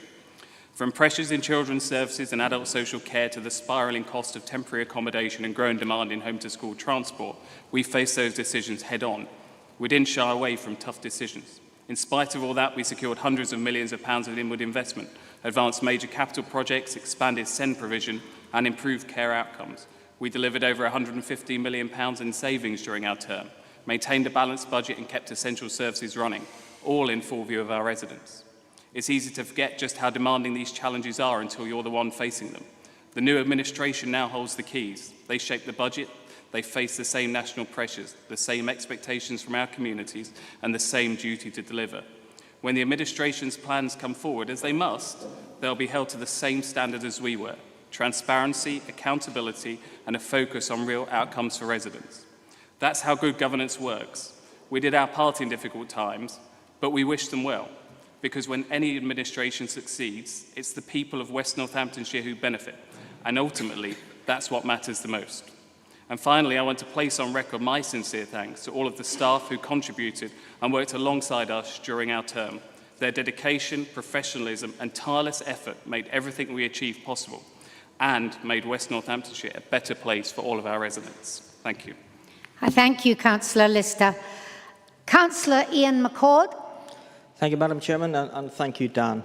My comments on this annual report are the same as last year and probably the same as the year before that. Without sensible comparators, we cannot know if this is good, bad or indifferent. This renders the report like a Soviet-era document. Tractor production is up.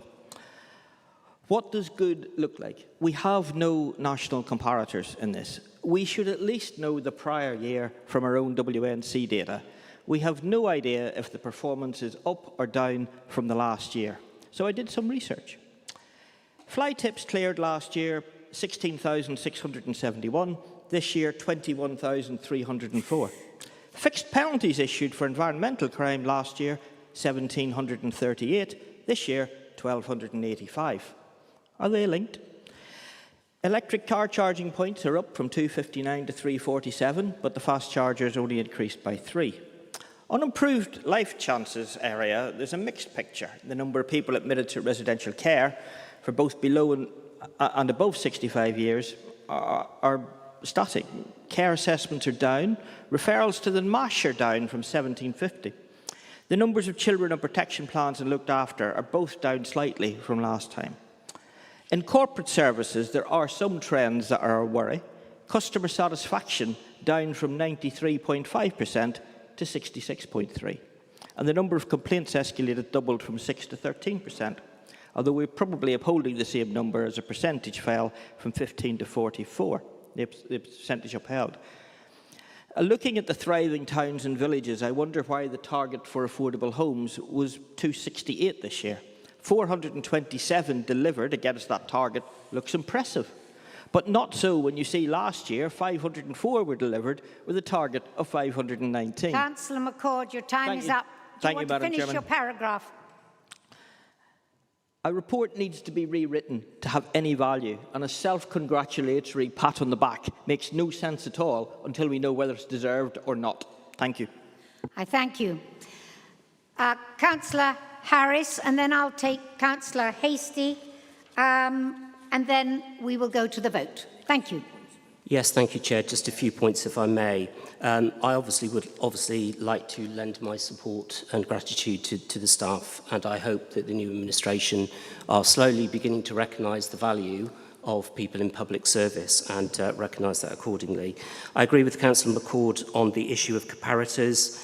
It's one of the reasons why the Scrutiny Group was looking at KPIs, because we wanted that comparator on a quarterly basis, not just an annual basis. And again, I know that's a piece of work that's been reported through to Cabinet.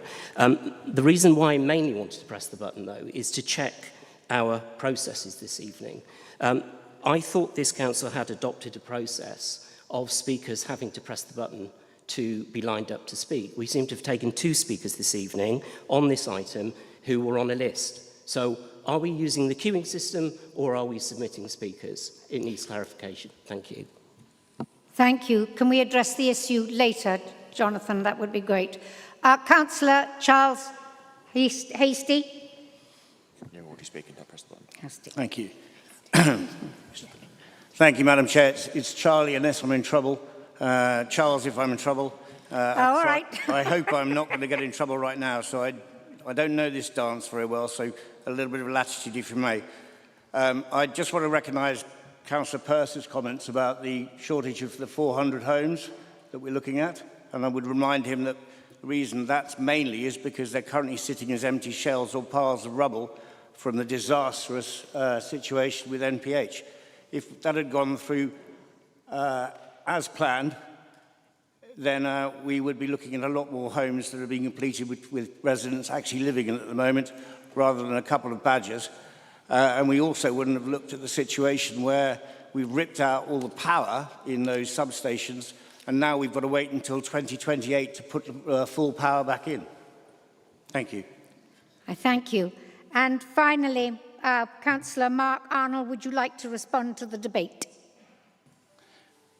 Yes, thank you, Madam Chair. I note for the record this report is on the previous year's performance and not that of my administration. But I'll address a couple of points. That the One West Northamptonshire plan, as we've said, sets out the priorities to be achieved by 2030 for all services, not just partnerships. And the delivery plan comes next, as how that was for the new administration to set out what we're doing through cabinet papers and decisions. I thank Councillor Purser for his comments regarding the Market Square and agree it looks great. I'm pleased that it will play host to the Women's Rugby World Cup fan zone this year. However, we do need to deal with a serious matter at hand, and that's the amount of finance and money sitting in arbitration. It's over 7 figures at the hands of the previous administration. I'll find out where we land in due course, and I might take it up with Councillor McCord and Scrutiny. Councillor Lister never fails to remind us that ambition often travels faster than accountability. It's remarkable how one can speak volumes that says so very little. We promise to deliver better, and we will deliver better, and you have a bunch of heads of better in charge of this administration. Thank you, Chair. Thank you. I thank you all for the debate, and we will now take a vote on the West Northamptonshire Council Annual Report.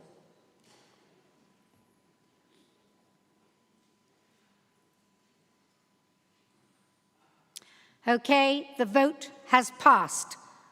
I thank you. We'll go on to item number 10, but we've been at this now for almost 2 hours, and I know it's hot and sticky.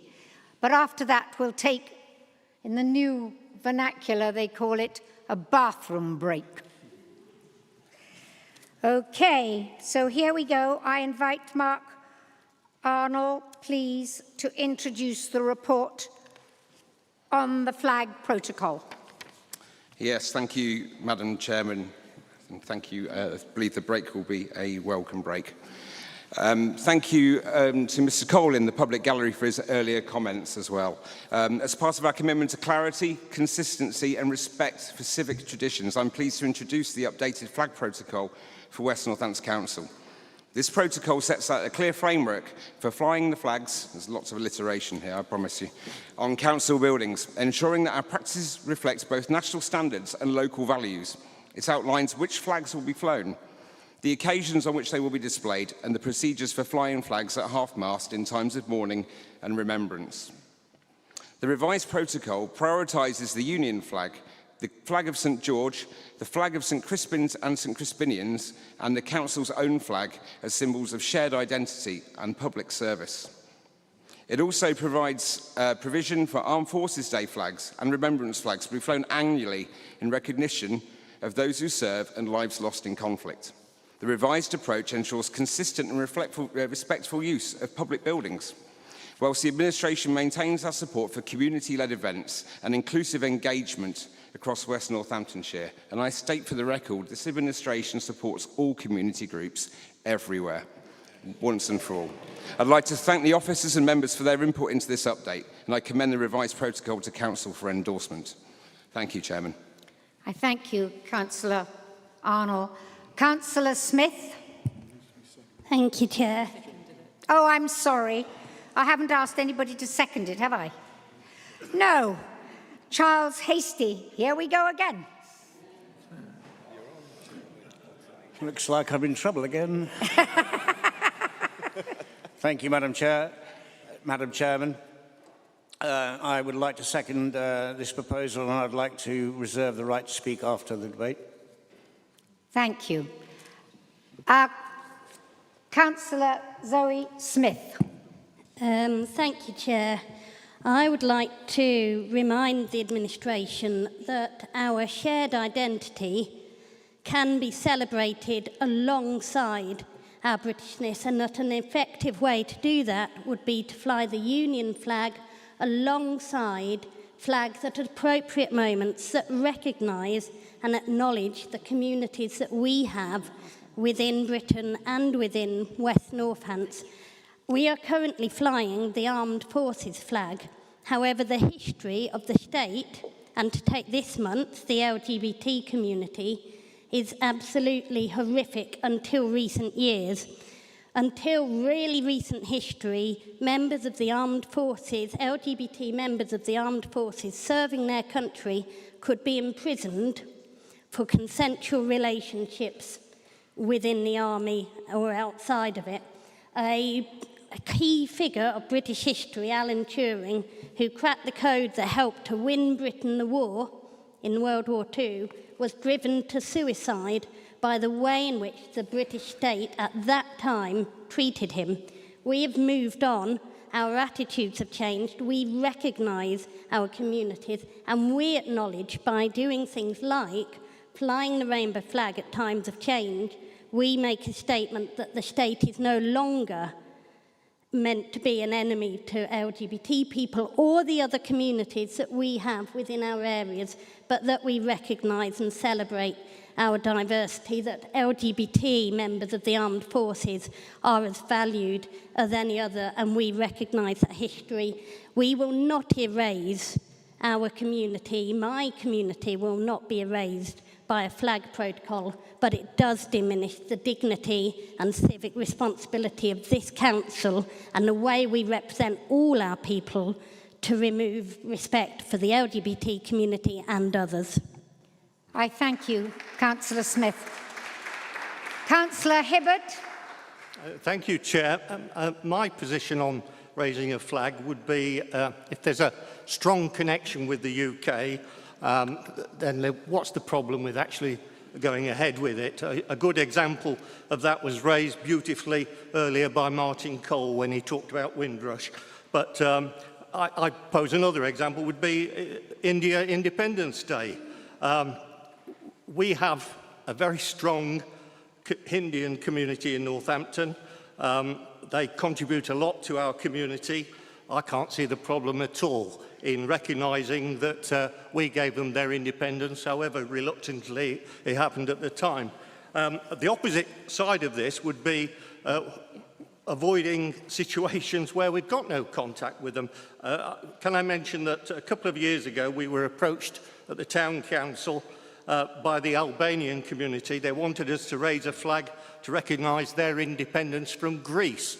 Now, that's got nothing to do with us, and quite rightly was refused. So, following my line, I would vote against this. And by the way, I would say to you've probably upset your leader, Mr. Farage, because I'm sure on July the 4th he'll be wanting to raise the American flag in support of his friend across the pond. Thank you, Chair. I thank you, Councillor Hibbert. Councillor Ware?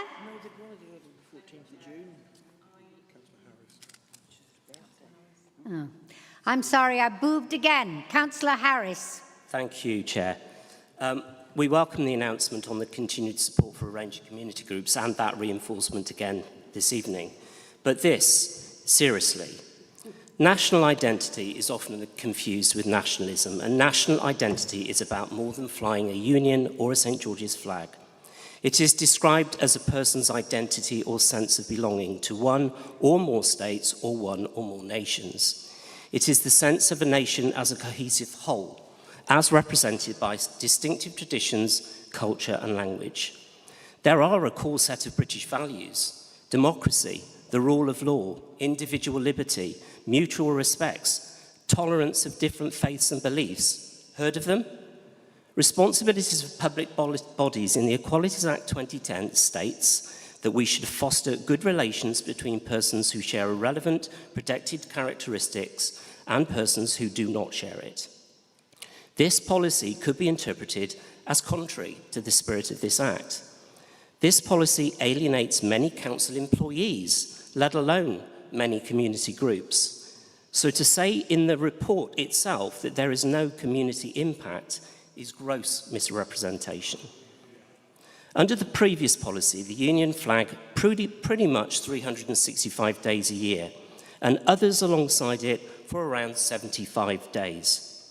Now, my father fought in the Second World War with the Coldstream Guards in Monte Cassino during the Italian campaign, and his father before him in the First World War in Mesopotamia. They were volunteers, not conscripts. Never did either, out of uniform, own or fly or wear a Union flag. I'm sorry, Councillor Harris, can you finish off your paragraph? But they knew what national identity was. Using flags to lecture me or anyone else on national identity and British values is pure performative folly. Please reconsider this ridiculous policy. I thank you. Councillor Christine Ware. Thank you, Chair.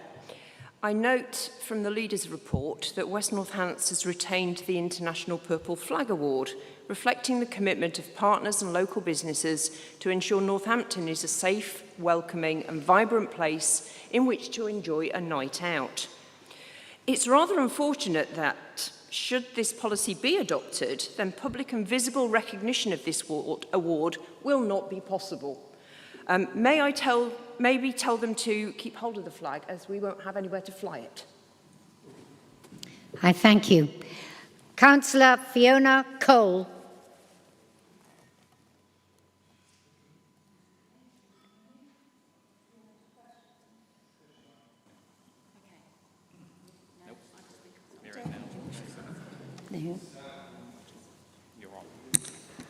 It looks like I'm on. So, thank you, Chair. Is this a demonstration of the destruction of local democracy, in that this is a demand from your central office? I suggest possibly yes. No manifesto, no strategic vision, but your only notable initiative is a divisive flag policy that sidelines symbols of inclusion and unity. You should be shameful. It's shameful you doing this. You should think again, understand the community that you now represent, and do the right thing, and actually vote against this. Shameful. Thank you. Councillor Keeble. Thank you very much, Madam Chair.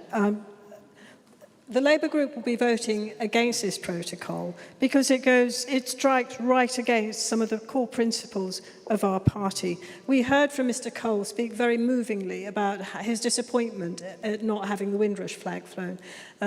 What he wanted was recognition from his council, for his community and their struggle. And it has been a huge struggle for them to get recognition for everything that they did for this country over very many years, especially rebuilding after the war. Now, of course, flags express our pride in our country. Of course they do. But it's also about expressing our pride in the diverse communities within West Northamptonshire and within and for their achievements. Some of those communities have fought very hard and very long for recognition, and I refer particularly, of course, to the LGBT community and the flying of the Pride flag, which Councillor Zoe Smith spoke about so very movingly. Now, Mr. Cole said that it was about a gesture, and actually that is in great part what it's about. It's a gesture about whose side you're on, about who's included, who you recognise, whose struggles you recognise, whose achievements you recognise, and also about who's included in your vision of West Northamptonshire. So I would ask that the administration does not proceed with this protocol. Our group will certainly be voting against it, and we get something that better reflects the diversity and honours all the communities which make up West Northamptonshire. Thank you, Councillor Keeble. I'll take 3 more people: Pinder Chauhan, Fiona Cole, Julie Davenport. This is a motive subject. So, thank you, Chair. I think I'm on to speak. And it's just really in point of 6.7 in your paper on this. And I note that my colleague, Councillor Harris, has actually touched on this as well. It's headed Community Impact. Under that, it simply says none. Not recognising and acknowledging the impact that this has on so many communities within our society and sectors of our society, and actually saying that the impact is none, is actually divisive and insulting to so many members of those communities, not unifying and inclusive, which you are claiming to be. I thank you, Fiona Cole. Councillor Davenport. Thank you, Chair. During 10 years of being a councillor, I've never had anyone contact me about a flag.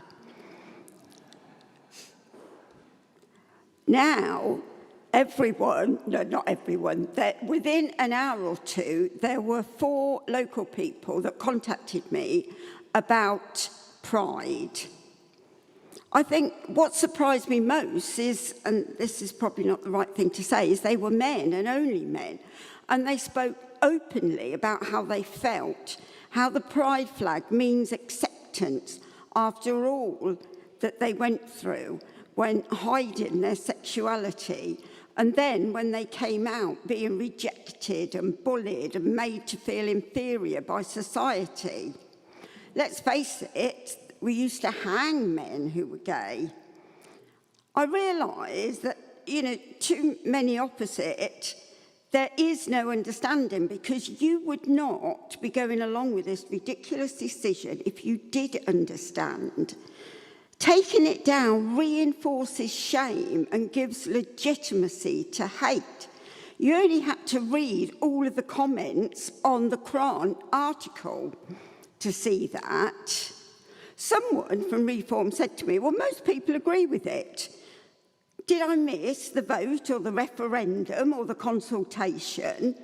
And I find there has been a breathtaking lack of compassion to the feelings of a great number of residents.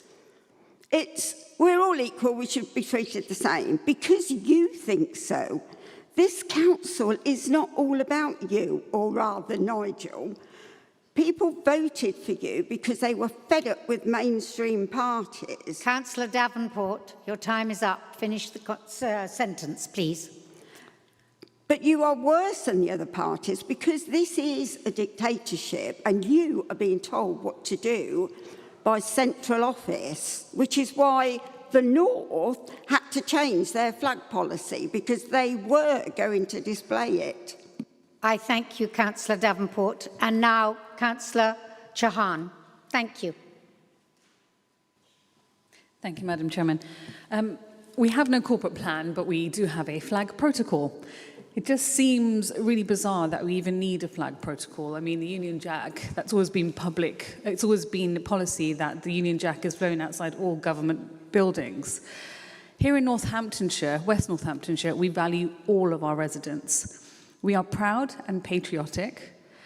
We care about our heritage, and we also have civic pride, but we also respect other people's views. And to be frank, all this protocol is doing is making communities feel alienated in their own towns. We've just had the purple flag status, like the previous speaker mentioned, and some of our parks have green flag status. Will you be banning those too? And the other thing I wanted to say was we've just had speakers coming here, and you said that Reform UK are inclusive and welcoming to all communities. We just had a speaker here who came in and said they're concerned about from the Windrush generation and that they're being watered down for all of their sacrifices. So in this town, we celebrate together. We celebrate together, but we do have pride in our heritage, and we are proud to be British too. There's no, this is just a divisive protocol that's been put forward, and I'll definitely be voting against it. I thank you. I think, Councillor Hastie, you reserve the right to speak. Yes, thank you, Madam Chairman. I wasn't going to speak, but now I am. Our buildings should not reflect any one cause or campaign. And once we start making exceptions, the line becomes blurred and inevitably contested. This is how division creeps in and how the risk determining the neutrality that public buildings that public bodies must uphold. This is not about silencing anyone, nor about dismissing the values or causes of people care deeply about. It's about drawing a clear boundary between personal advocacy and public representation. Residents expect us to focus on services, accountability and stewardship. They do not expect us to turn council buildings into platforms for campaigning, however well-intentioned. By adopting this policy, we protect the integrity of our institutions and ensure that the council speaks for everyone, not just some. And let's be honest, if we try to please everyone by flying every flag, eventually we're going to need a bigger roof. So I second this motion wholeheartedly. I thank you, Councillor Hastie. And finally, Councillor Arnell, you have the last word on the debate. Thank you, Madam Chairman, and thank you to all members who have participated. It's indeed an emotive issue. Flags are a very British way of expressing joy and pride. We've heard that across the chamber this evening. They are emotive symbols that can boost local and national identities. The Council recognises and supports this by flying the English flag all year round now, or will be soon, and permitting a number of flags to be flown on specific dates, as we've just said. But I ask you this, do we have an issue with patriotism from members on the benches opposite, or some of you? My members attend all events across the WNC area and engage with the communities. Recent examples included Eid, Armed Forces Day, and they'll be there this weekend, Windrush last weekend, the Northampton Carnival, where I joined our chairman in judging the floats and troops that were passing by. I myself joined members of the Hindu community in mourning their loss at the recent air India disaster at the temple with Councillor Aldridge, Councillor Chauhan. Lastly, I thank you, Councillor Davenport. Your number of members' enquiries will no doubt explode now. Your points have been made this evening. I look forward to an update from our esteemed journalists at the local newspaper. Your volume of casework's commendable. I commend the motion. Thank you. Thank you very much indeed. And so we come to the vote. It's an emotive subject, but here we go.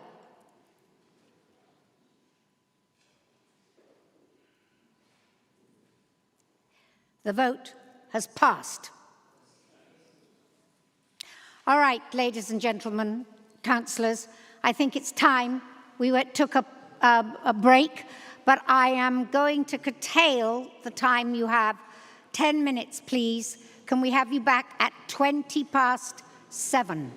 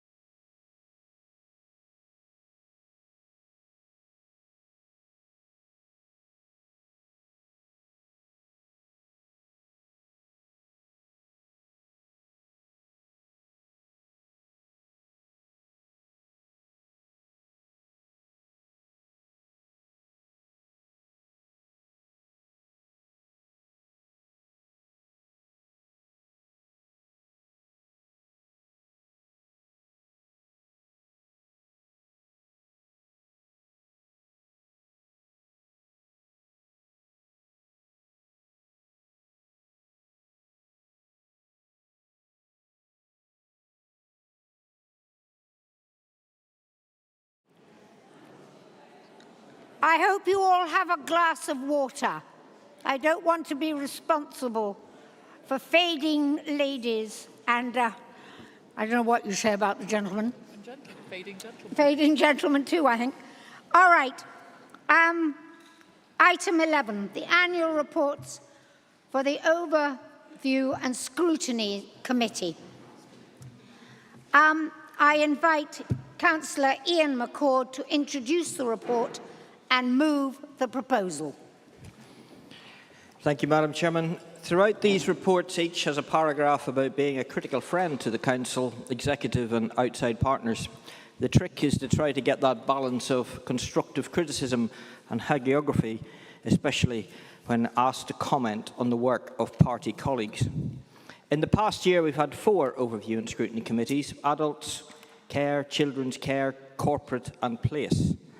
And as you can see from the reports, they've covered a wide range of topics. Many are important, emotive and sensitive, impacting on the daily lives of our residents.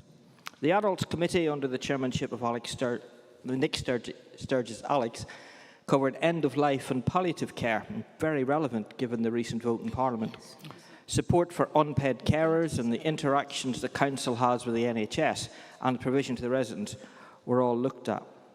Andrew Grant chaired the Children's Scrutiny Committee and gave a report and recommendations on recruitment of foster carers, respite care for children with disabilities and the Council's SEND support. And I'm sure we'll return to many of these topics again, as they're very live issues and important to ensure the recommendations are implemented, or if not, at least explanations given as to why not. Pre-scrutiny, looking at the policy in advance and adoption, is part of the work of the scrutiny function, and arguably there's not enough of it. But it was pleasing to see the tenancy policy for the allocation of MPH housing did have pre-scrutiny before that went to Cabinet. The Place Scrutiny Committee, under the stewardship of former Councillor González de Savage, they too had a look at the developing local plan, the Council's economic strategy, the new waste contract that changed the opening hours for the household waste and recycling centres. And they also looked into air quality assessments. The committee has a joint working group with the Corporate Committee looking at the Care Highways contract. The 4th Scrutiny Committee is the one that looks at all matters finance and internal workings of the organisations, and I've chaired that for the last year. Arguably, this committee is a little more of a rhythm to its work, as it gets quarterly performance and monitoring, and a large part of the work is budget scrutiny. I'm grateful to all the non-members of the committee who helped with this year, and I should be looking for volunteers later in the year, in January, to help again with budget scrutiny. Apart from all the regular items, the committee's also made recommendations on the KPIs we have and how they could be improved, monitored the revenues and benefits area as it continues its improvement journey, looked into PFI contracts as they near the end of life, and looked at events held by WNC. Calling in a Cabinet decision for further review is another role that scrutiny can perform. And there was just one call in this year to the Corporate Committee to look at the decision to loan money to the Grosvenor Centre. The elections have resulted in a change to the Council, but the creative destruction may be welcome in places, but a lot of the corporate memory has been lost. In Place and Children, just one member now sits on the Council that served last year. Adults and corporate fared a little better, with 4 and 5 retaining a place. However, I would ask the portfolio holders to read these reports and pick up on the scrutiny recommendations. I note there was a call to review something 12 months after implementation, and we need to ensure these things happen. I wish to thank all members of the Council, mostly past, but some present, for their contribution to the scrutiny process. We have merged Place and Corporate, and we now have just 3 committees for the year.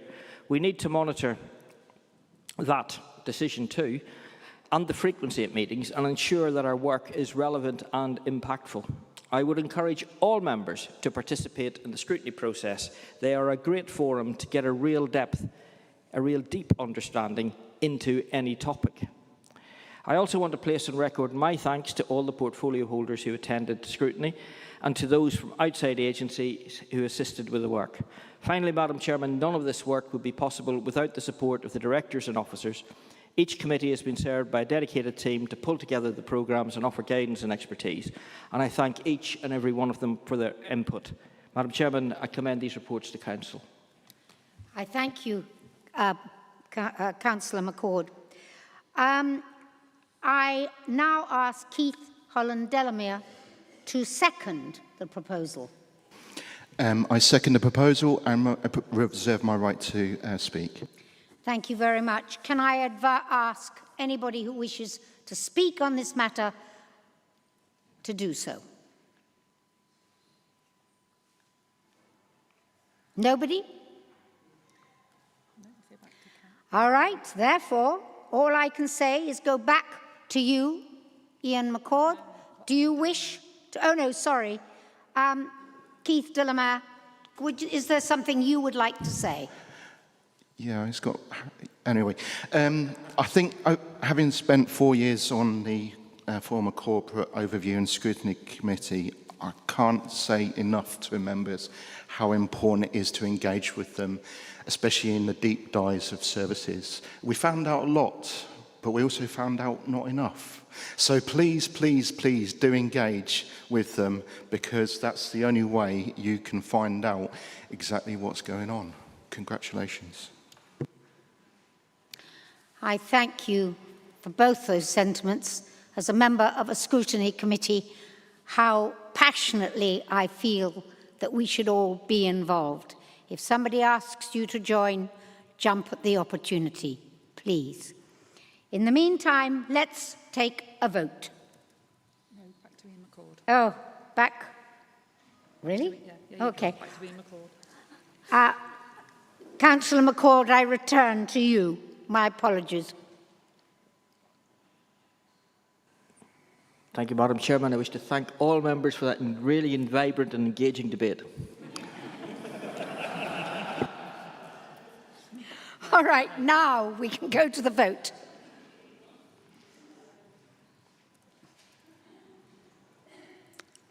And the vote, of course, has passed. Okay, item 12, remuneration, statutory chief officer appointments. And I would like to invite Andrew Last to introduce the report and move the proposal. Madam Chairman, I think Councillor Arnold's going to speak on this one, if I'm correct. Not according to my notes, but we can, of course, change. Are you going to propose it? Then, Councillor Arnold, can you do that? Thank you, Councillor Last. Apologies for the error there, Madam Chairman. Yes, I'm happy to introduce the report. In our few weeks in office, I've chaired the Senior Appointments Panel twice and worked with members from all parties in this chamber tonight. We saw meritocracy on display and the right people appointed to the jobs. We refer to the appointment of the Department for Public Health and for the Executive Director of People. I believe that the members who attended, there was a long session on one day, and all contributions were welcome. Particularly commend Councillor Ware for her contributions, certainly with regards to the Director of Public Health appointment. So I commend the report. I propose the report to Chamber. Thank you. Thank you. And now, Councillor Christine Ware, are you going to second the proposal? I am, Chair. Thank you. I would like to say that good people cost good money. It's imperative that remuneration is set at a level that will attract, retain and motivate quality applicants. We must also recognise the complexities of the recruitment market, especially in our specialist roles, where available talent and appropriate experience is sometimes a scarce commodity. The two roles we are recruiting, Director of Public Health and Executive Director People, are key to the successful and effective operation of West Northants Council. I ask that Council approves the proposed remuneration packages in line with the Council's job evaluation scheme for these two appointments. And please, can we drop the rhetoric around expensive officers? It's very easy to make cheap shots about high public salaries when you're a multimillionaire with multiple income streams. Thank you, Chair. I thank you, Councillor Ware. Are there any members of the council who wish to comment on this item?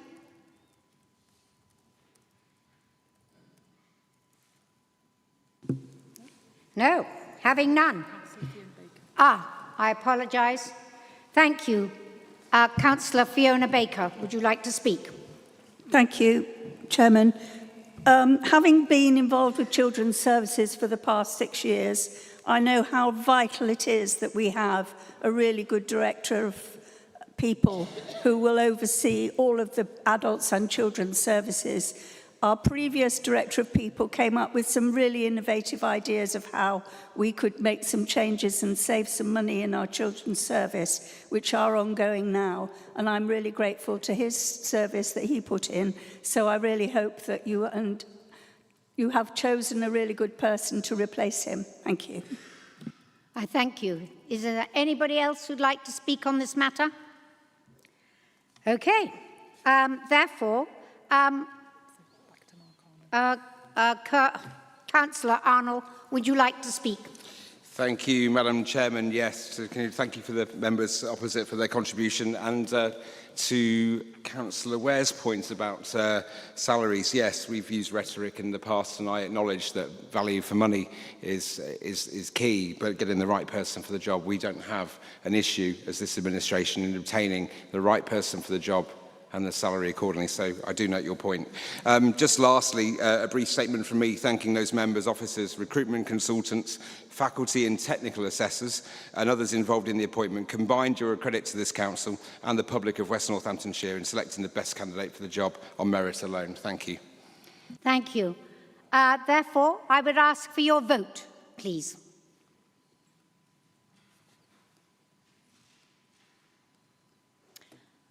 The amendment has passed. Not the amendment. The motion has passed. Okay, item 13, appointments to outside bodies. I invite Councillor Arnold to introduce the report and move the proposal. Thank you, Madam Chairman. The appointment to outside bodies. This report is presented for information as the executive function members will see that in many cases appointments are based in an area in which each outside body is active, which means that lots of local ward members, councillors are appointed regardless of political affiliation. My team at Democratic Services contacted all of the outside bodies the council had records for over the course of April and May. In instances where no contact could be made, some of the outside bodies have been removed from that list at this time. The team have subsequently been contacted by a couple of members who have asked about organisations they think should be included, and they will be considered. The team are looking into this, and further appointments may be made in due course. But I thank the members from all parties in this chamber tonight for taking up those important posts and serving our community well. I commend the paper to the chamber. Thank you. I invite Bob Purser to second the proposal. Chair, I formally second this proposal and reserve my right to speak if necessary. Thank you. Are there any members of the council who wish to comment on this item? Yes. Councillor Humphreys. Thank you, Madam Chair. Just briefly, the appointments to the outside bodies do reflect geographical considerations rather than political affiliation, which is obviously to be welcome. I would just comment that as new members of the administration have been asked to engage in scrutiny, I'd also urge that if you have been appointed to one of these bodies, you please do attend meetings and engage completely, because in my experience of sitting on these organisations, not every member appointed has turned up or turned up regularly. One is regarded as the face of the council, not a politician, not an individual, so it's absolutely vital that everyone who's been privileged to secure a place should take part completely. Thank you. I thank you, Councillor Humphreys. Anybody else like to speak? No. Well, in that case, Councillor Arnold, would you like to respond? Yes, indeed. Thank you, Madam Chairman, and thank you, Councillor Humphreys, for your input. I note your comments. Before the full council started today, I had a meeting with my group of members, and the very point was discussed about the appointments and need and necessity to attend and represent everybody as they should. So, yes, point noted and already addressed. Thank you. I thank you for your comment. Okay, therefore, let us proceed to the vote. Against, 4 abstentions.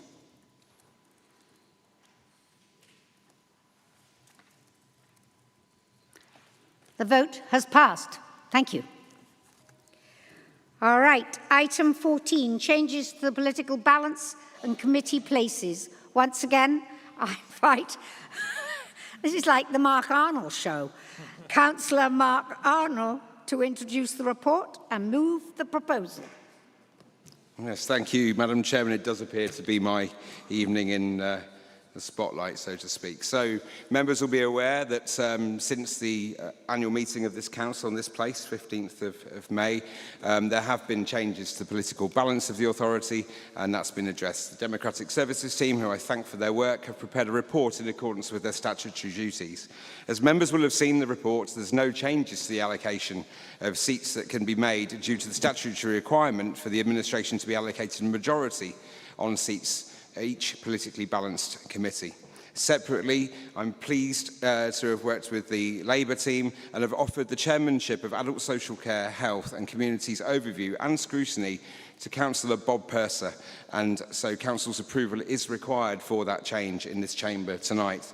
I've worked with Councillor Purser on the Strategic Appointments Committee and had some awareness of him before, and I felt he was an appropriate person at this time to do that. But I will make a point to unity in this chamber tonight that as this administration stands, and with me as the leader, I welcome the opportunity to not mark our own homework, and I will work cross-chamber with all parties. And in future, if subject to dialogue with their leaders, I'm happy to look at awarding the chairs of scrutiny committees, as I have with Councillor McCord, who commend for his work on his panel there, to work with the opposition leaders to address this going forward. I think it's very, very important for democracy and the people of West Northants. Thank you. I thank you.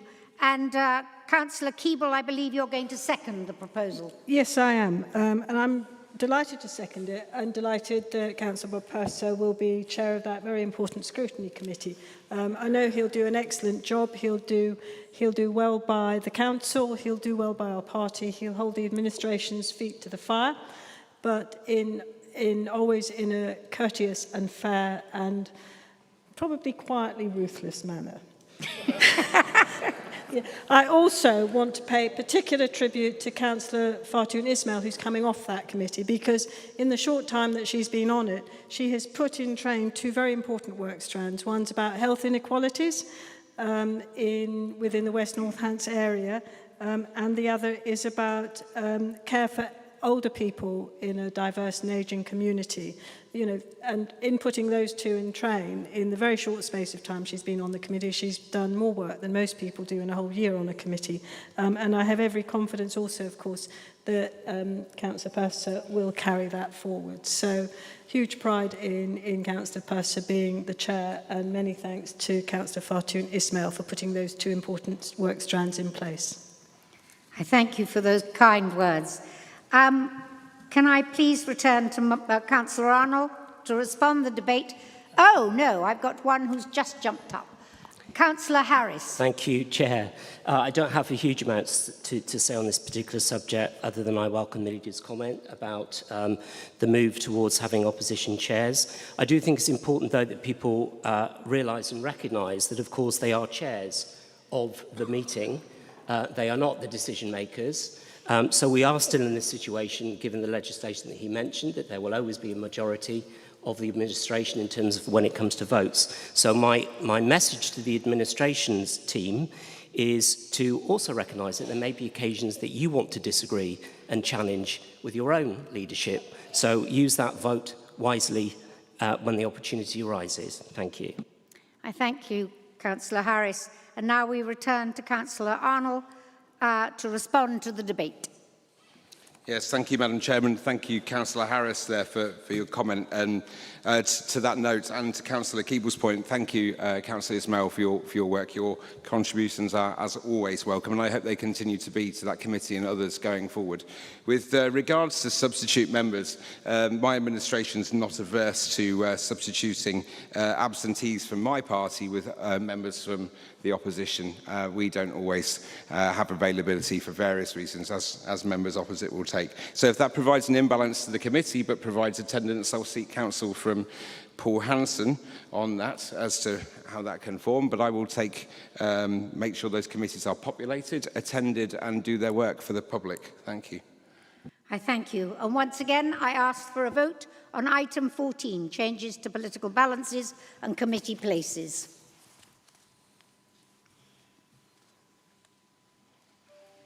The item has passed. Motion 15, we're going through this like a dose of salts. Okay, motion proposed by Councillor Lister on devolution.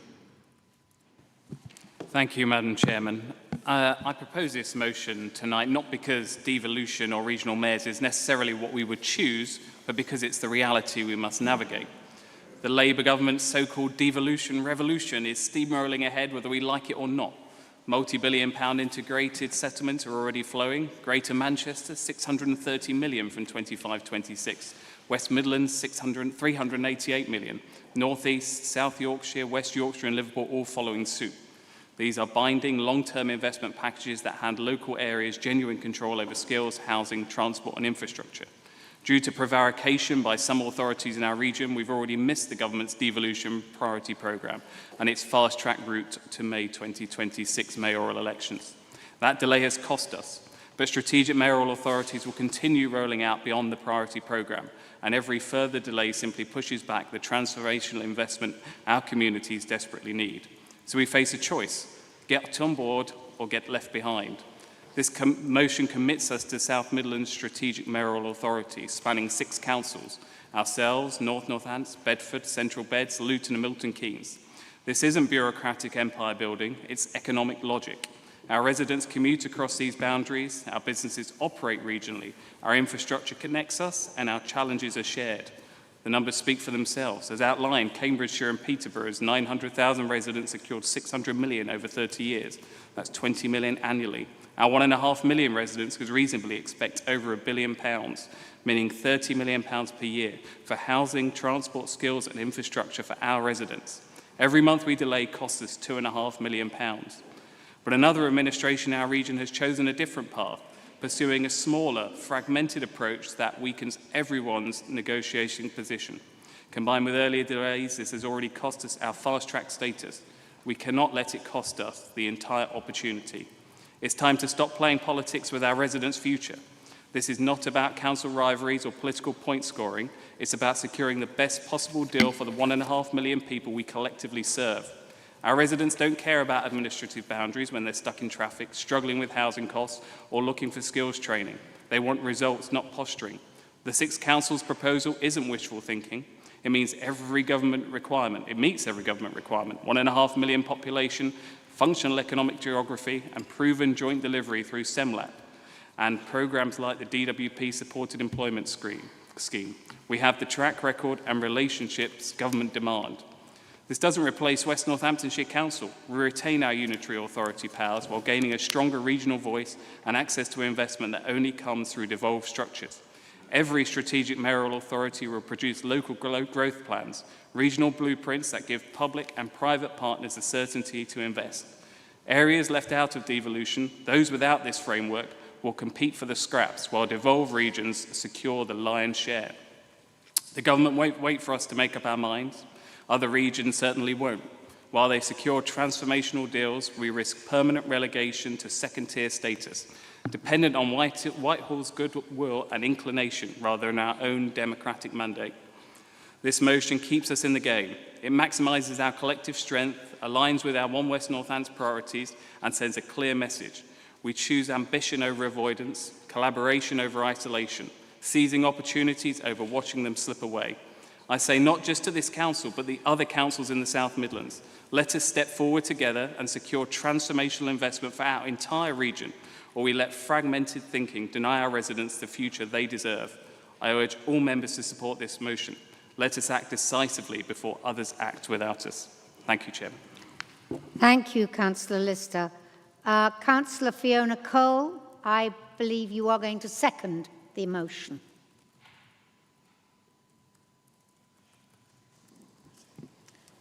That's right, I second the motion and also reserve my right to speak. Thank you. Okay. Do I have anybody who'd like to address the floor? Councillor Keeble. Thank you. I will be brief because a lot of what I might have said has already been said by Councillor Lister about the new local government map and how it's going, landscape and how it's going to work. I would just say two things to the administration. First off, do make this a priority. One of the reasons why Northamptonshire Partnership Homes got into the difficulties it did was because Northampton, as was then, never got into the Decent Homes programme, and the legacy of disrepair has just never been caught up. So, you know, we have had to pay a bitter price for not being on the front foot when it comes to government funding.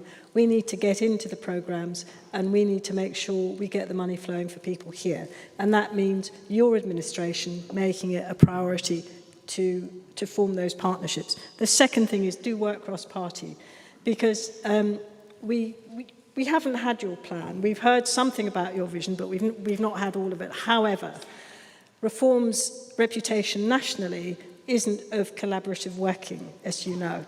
And it is really important that if you're going to win the confidence of other local authorities around here to form the kind of partnerships that are needed, that we work across party and we try and leverage in the reputation.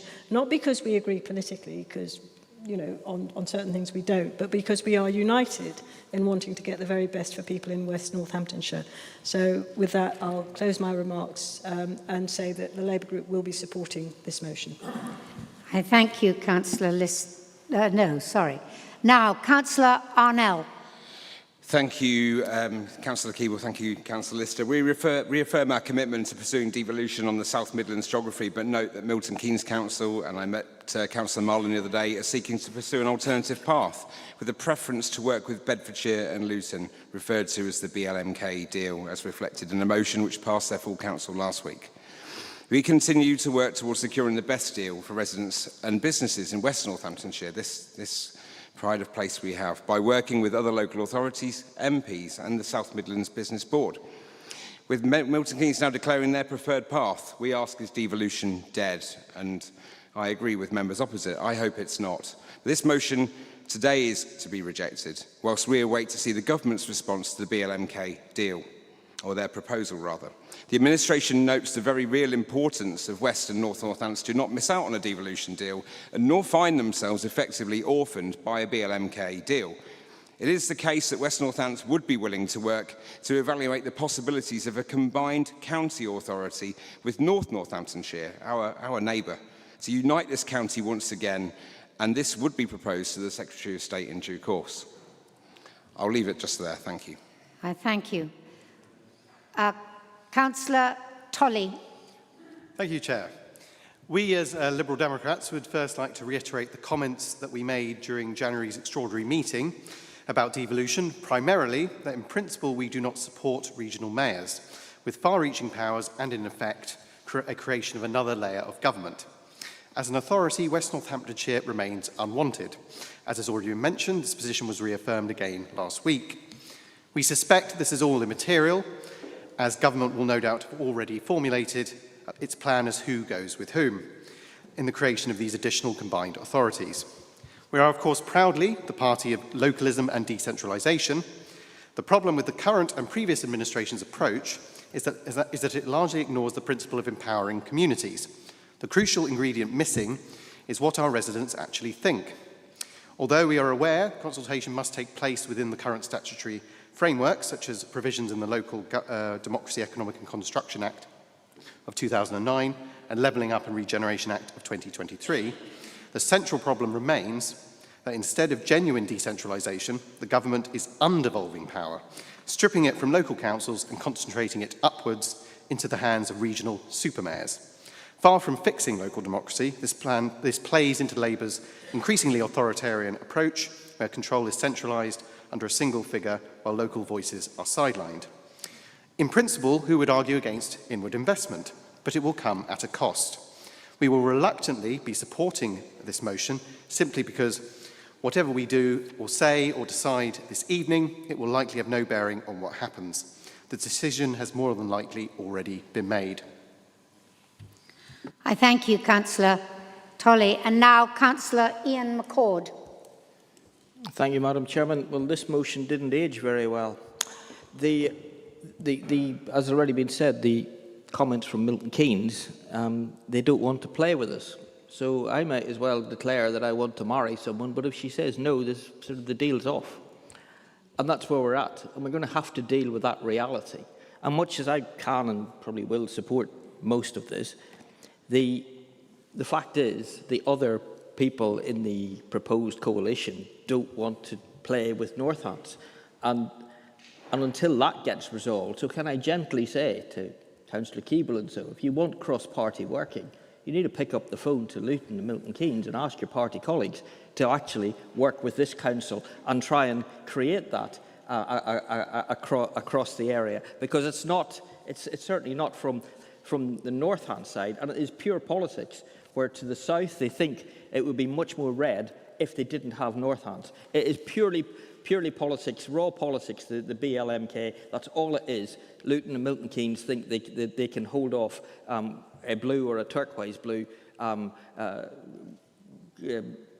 elephant in the rowboat, as they see it. So I'm more than happy to support this, but we do have to deal with the reality on the ground, and it may be a good idea to wait and see whether the government want BLMK, or whether they're all going to come back and say, this is going to be the area, like it or lump it, you're going to have it.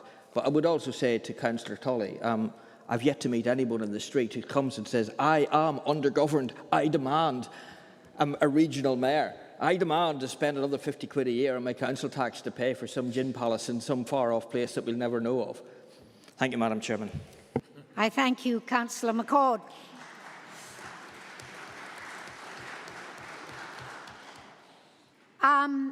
I don't have anybody else left who wishes to address the issue, so therefore, Councillor Cole, I ask you to address the floor. Sorry, Chair, I was very last minute on the last second of you speaking there, if I may. You pipped the post. All right, Councillor Harris, have a go. It's very brief, really. Much has been said about this issue tonight, and I think the reality is it will already be written. That's probably the reality in terms of what the outcome of this is. I would suggest that you're going to have a very tough job to sell to the electorate the recreation of Northamptonshire County Council. I think that ship has well and truly sailed. Thank you. Councillor Cole, thank you. Thank you, Chair.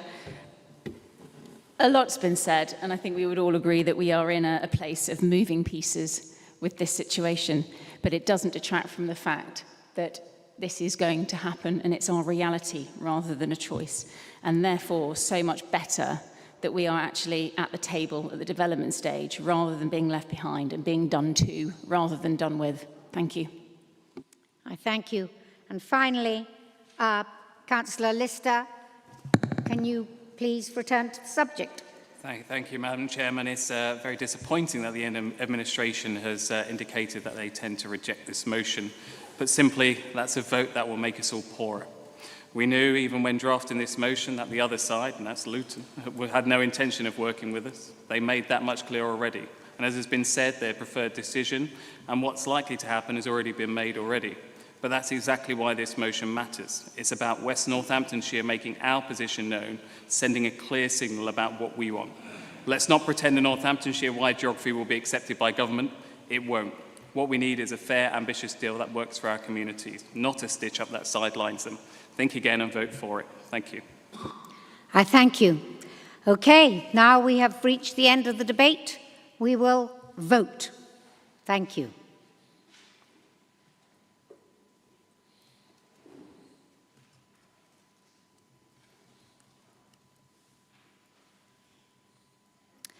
The vote has been lost. So let us move to motion 2, proposed by Enam Haq on youth provision. I invite Enam Haq to please move the motion.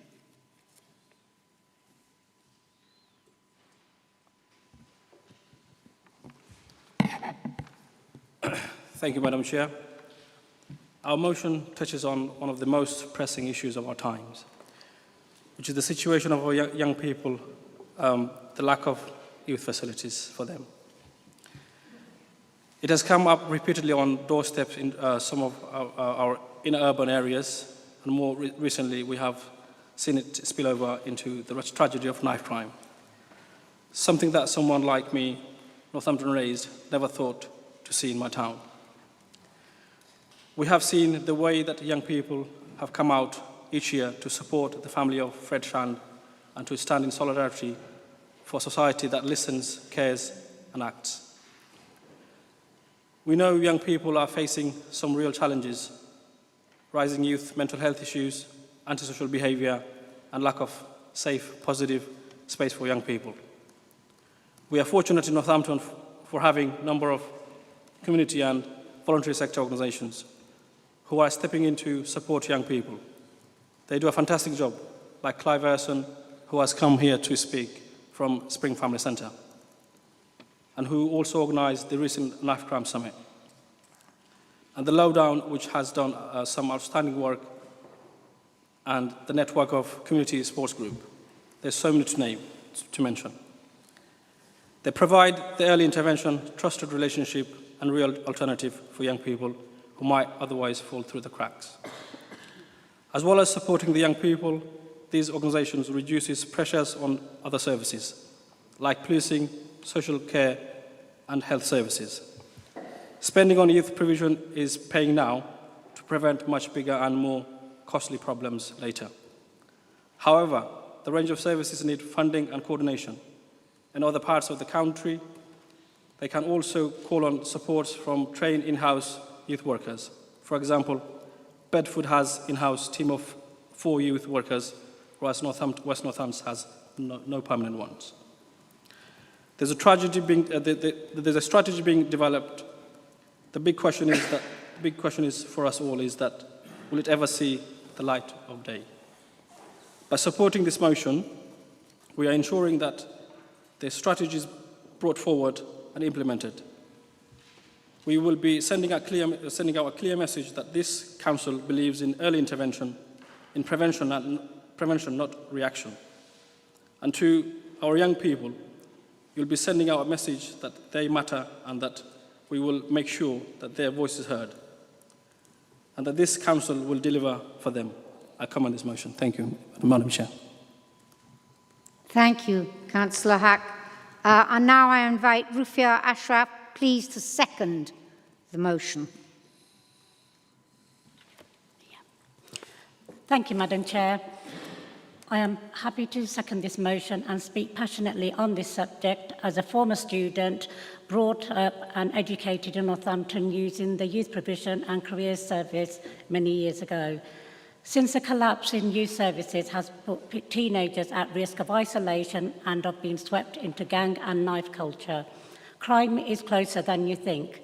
Recently, in Darlington Spencer and Castle wards, we have seen a rise in crime with tragic consequences. When will our young people be our priority, as we are counting on them to lead in the future?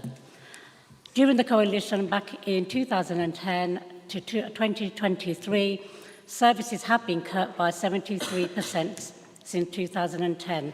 That's a total of 1,243 council-run youth centres closed during the data gathering. As a council, we need to do more.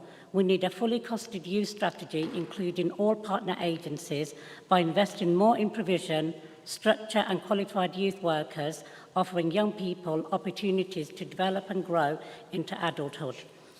With up to 1 in 4 centres under the threat of closure and emergency funding for youth services coming to an end, failure to act now will decimate the youth sector, leaving a generation of young people without opportunities to thrive.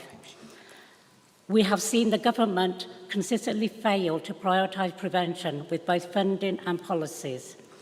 And we need to be able to focus back to our young people. The impact on our young people has increased through youth violence, areas with the deepest cuts, so the highest crime rates in 2019 was knife crime. We need to see that we are bringing the increases of youth-related violent incidents down, and we can only do that if we invest in services and having the right people there for them.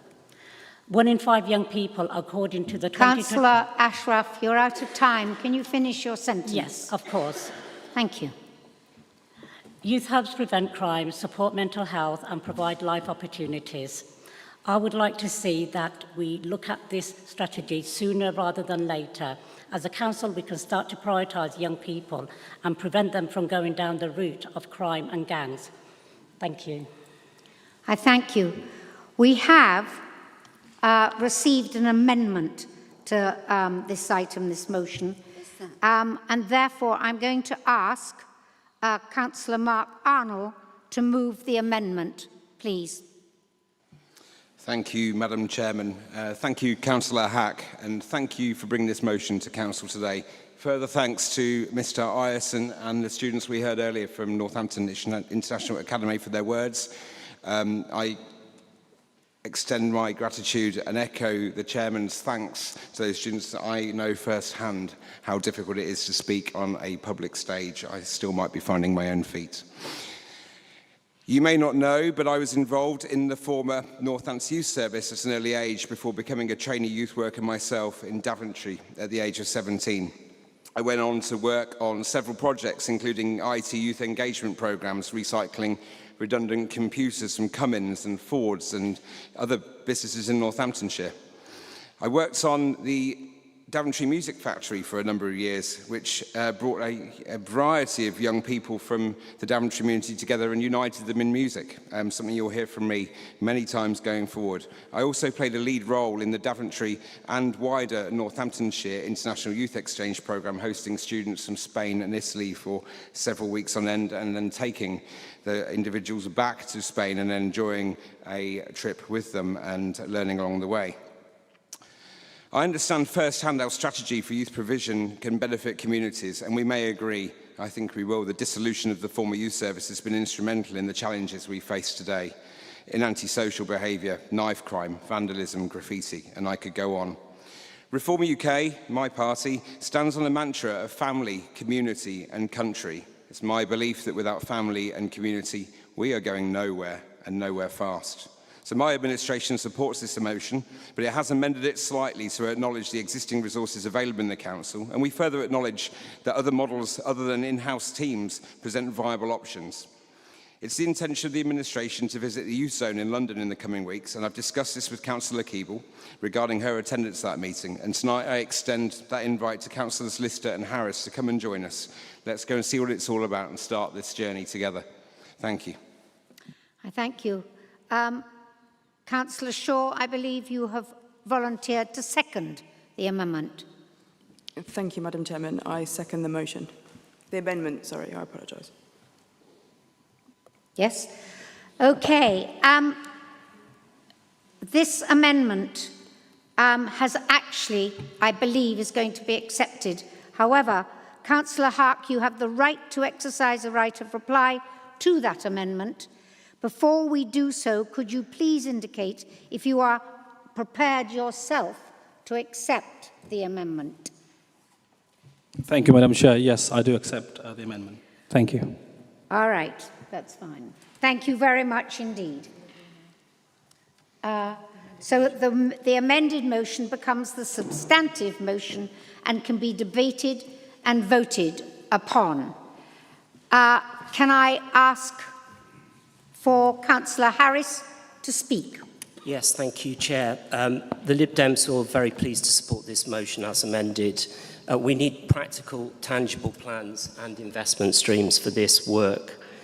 Over the past 4 years, we've been pointing out that according to YMC figures, which granted are now a few years out of date, Northamptonshire as a whole has defunded youth services by some 94% since 2007. with the most recent figure of spend for each child being around £7. The phrase, as you sow, so shall you reap, springs to mind. These cuts have occurred over an increasingly difficult time for young people. The proliferation and accessibility of social media and, of course, more recently, COVID. This should not be a political issue. This should be something that we all get behind. But I would make a couple of pleas. Please do not just focus on urban areas. Young people in rural areas need access and support to services too. They face the same challenges as everyone else.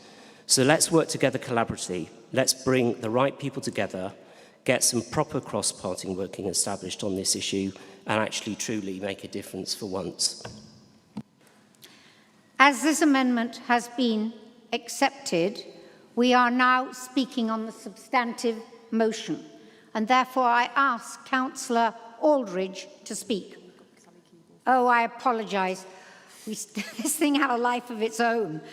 Councillor Keeble to speak. It's okay, I'm quite happy since it's her ward for her to speak first. I'm sorry, I can't hear you.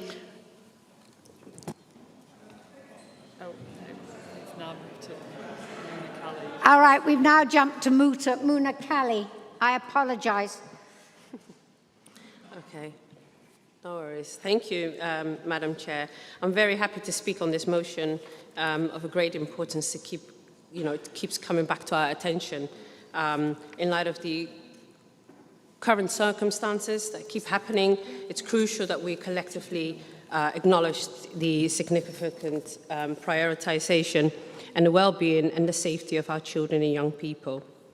Our youth, excuse me, our youth are not only the foundation of our society, but also the architect of our future, shaping the generations to come. I cannot stress enough how vital it is to invest in their welfare and provide for them with the necessary support and guidance, in particularly in the rising of the surrounding of knife crime. Reflecting on my experience working with young people over the last 18 years plus, it had become evident in the landscape to has significantly transformed.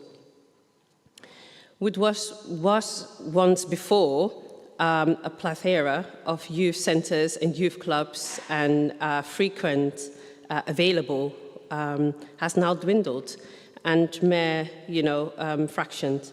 As a result, our children and youth are increasingly vulnerable to an extent of influence that may jeopardize their safety and well-being. I firmly believe that our children and young people deserve a safe environment where they can thrive and fulfill their true potential by offering the opportunities for them to grow, learn, and engage. We can steer them away with perils of the streets towards the brighter future, empowering them an alternative to violence and crime, paramount in their safeguarding futures. I really am glad that we are all in support, and as our colleague said, it's not a political gain, it's an issue that faces us all. Thank you. I thank you. Councillor Aldridge. Thank you, Madam Chair. I'm looking at it from the perspective of national and international research. And there is extensive national and international research that has shown that youth services provide numerous benefits for young people, including improved mental health, social skills, educational attainment, reduced crime and antisocial behaviour. There is also a link identified with reduction in substance misuse and abuse. Youth services also offer the safe environment for young people, support their physical and emotional well-being, and help them to develop essential life skills. They build positive relationships and explore young people's interests. Research findings also show that youth services can enhance employment prospects and contribute to a stronger sense of community. There is also strong evidence that these short-term outcomes are sustained over decades in respect of individuals' capacity to be successful and fulfilled citizens in their later lives. It is to the credit of West Northamptonshire that a new youth parliament has been created, and there is much excitement of young people themselves in respect of this development. A real momentum has been created, and it is really important that it is built upon.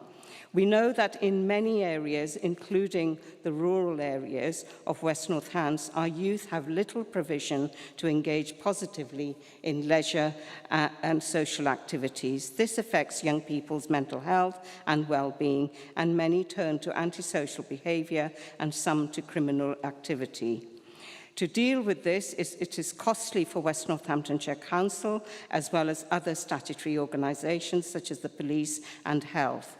Financial investment... Councillor Aldridge, you've been speaking for 2 minutes. Can you finish your sentence? Finish sentence. Financial investment in the development of youth provision and services will be important and should be viewed as a cost-saving strategy in the short and medium term. That's enough. I'm sorry. Okay. I need to cut you off. My apologies. That's okay. Pinder Chauhan, Councillor. No. I think we're back to me, perhaps. Yes. Councillor Sally Keeble. Thank you very much. I would just like to comment on a couple of points, which is about the detail of the hows that this takes forward, and delighted that there's been such strong support for the motion across all the different parties. It's absolutely right that, of course, as the amendment said, which was why we accepted it, the service can be delivered in very many different ways. However, I think we need to look at what's happened so far and learn from it. A lot of the services currently are provided, well, they're all provided through the voluntary and community sectors because we don't have an in-house provision. And what that has resulted in is some duplication and also some gaps. And actually the one place where it's ended up having no services is one of the areas in greatest need, which is Kingsley and Semelong, which is one of the wards which has had the most acute needs and some of the real difficulties around what's happened to young people. So that's why we need some in-house, some really careful in-house capacity to look at how the money's being spent and where it's being spent and how the services are being provided and where they're being provided and which young people are being engaged in them. And the second thing is that I wouldn't underestimate the skills of youth workers. It is really important that we have people who are trained and experienced and qualified in this. We may not need huge numbers of them, but we certainly need an in-house capacity and expertise to be able to develop and produce a really coherent strategy. We have an excellent person, but he's on contract, a short-term contract, and if we lose him, then we've lost a real resource for the young people in this area. I thank you, Councillor Keeble. Councillor Fiona Baker.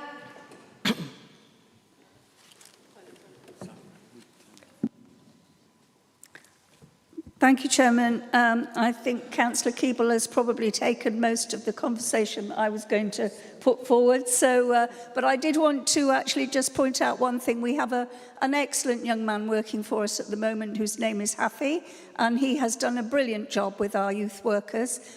We have done quite a lot of work on this already. We do have youth councils. We have, as Councillor Keeble says, we have got 2 young people who are part of the Youth Parliament, so they're very pleased to be in that position. But I would urge that you look at that work first of all, because there has been quite a lot done already. But the one thing that I have been speaking about for some time, as my colleagues will know, is that we can't as a council do everything. But we have an army of charitable organisations, voluntary organisations that are happy to help us in one way or another. And we actually do fund a lot of those with grants, etc., etc. At the moment, I don't think we actually give them the money with a specific task in mind. And I think that would probably be the way of covering some of the things that Councillor Keeble said about having gaps, because we could then say, yes, we're giving you this funding to go and do work in this area and come back and tell us how that went, rather than giving people funding and then coming back next year for more funding. So I think, as has been said already, there are some groups doing the same thing. So we need to rationalise that. So this is something that I was going to be working on in my next phase, had I been there. But I do think that that is an area that you need to look at really closely, because we all know that youth work is really, really important. And also not youth clubs necessarily, but to reach those hard to reach young people that you find at the bottom of areas of fields and skate parks and things, just on their own, not involved in anything. We need to get those young people Councillor engaged. Baker, can you finish up, please? I have, Madam Chairman, thank you. Thank you. Councillor Chauhan.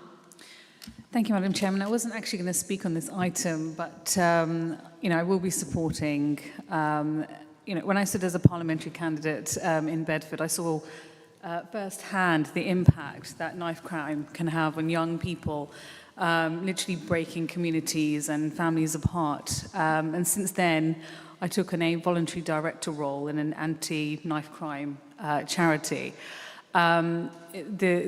It's not just the knife crime that's an issue, it's the gun culture as well. The charity that I work with, and I know a number of charities do this as well, they go into schools and educate those children because, quite frankly, they're not aware of how dangerous it is and the activities that they engage in, and they don't see the dangers of what they're doing. So there needs to be working with voluntary organisations, but also educating those young people and reaching out to them as well. And also, it's the whole thing around social media and what's being put out there. We had Quentin Green here earlier on, who's done a lot of work with young people and actually has been quite incredible with what he's achieved around Northamptonshire. And some of the things that we did already around the Knife Angel coming to Northamptonshire and some of the pledges that a lot of the councillors around this room took, and Councillor David Smith really headed that project quite strongly. So there is lots of work to do. I will be supporting this motion. But yes, it's all about those young people and supporting them. Thank you. I thank you. And with that, Councillor Hark, would you like to respond to the debate? Thank you, Madam Chair. I've got nothing furthermore to add. If I just may thank each and everyone who spoke, especially to the public speakers who came from quite far and near. Your contribution, your valuable contribution makes a difference. Let's work together for the betterment of our society. Thank you, Madam Chair. Thank you. I'm so sorry, Councillor Ismail, you were too late. My apologies. We will now take a vote on the substantive motion.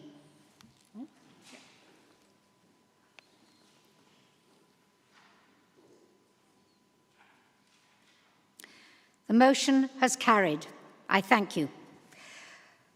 Okay, motion 3, proposed by Rosemary Humphreys, Belonging Charter. I invite Rosemary Humphreys to move the motion. 5 minutes. Thank you. Thank you, Chair. It's a societal disgrace that nationally, over the last 2 decades, the number of children in care has increased by 40%.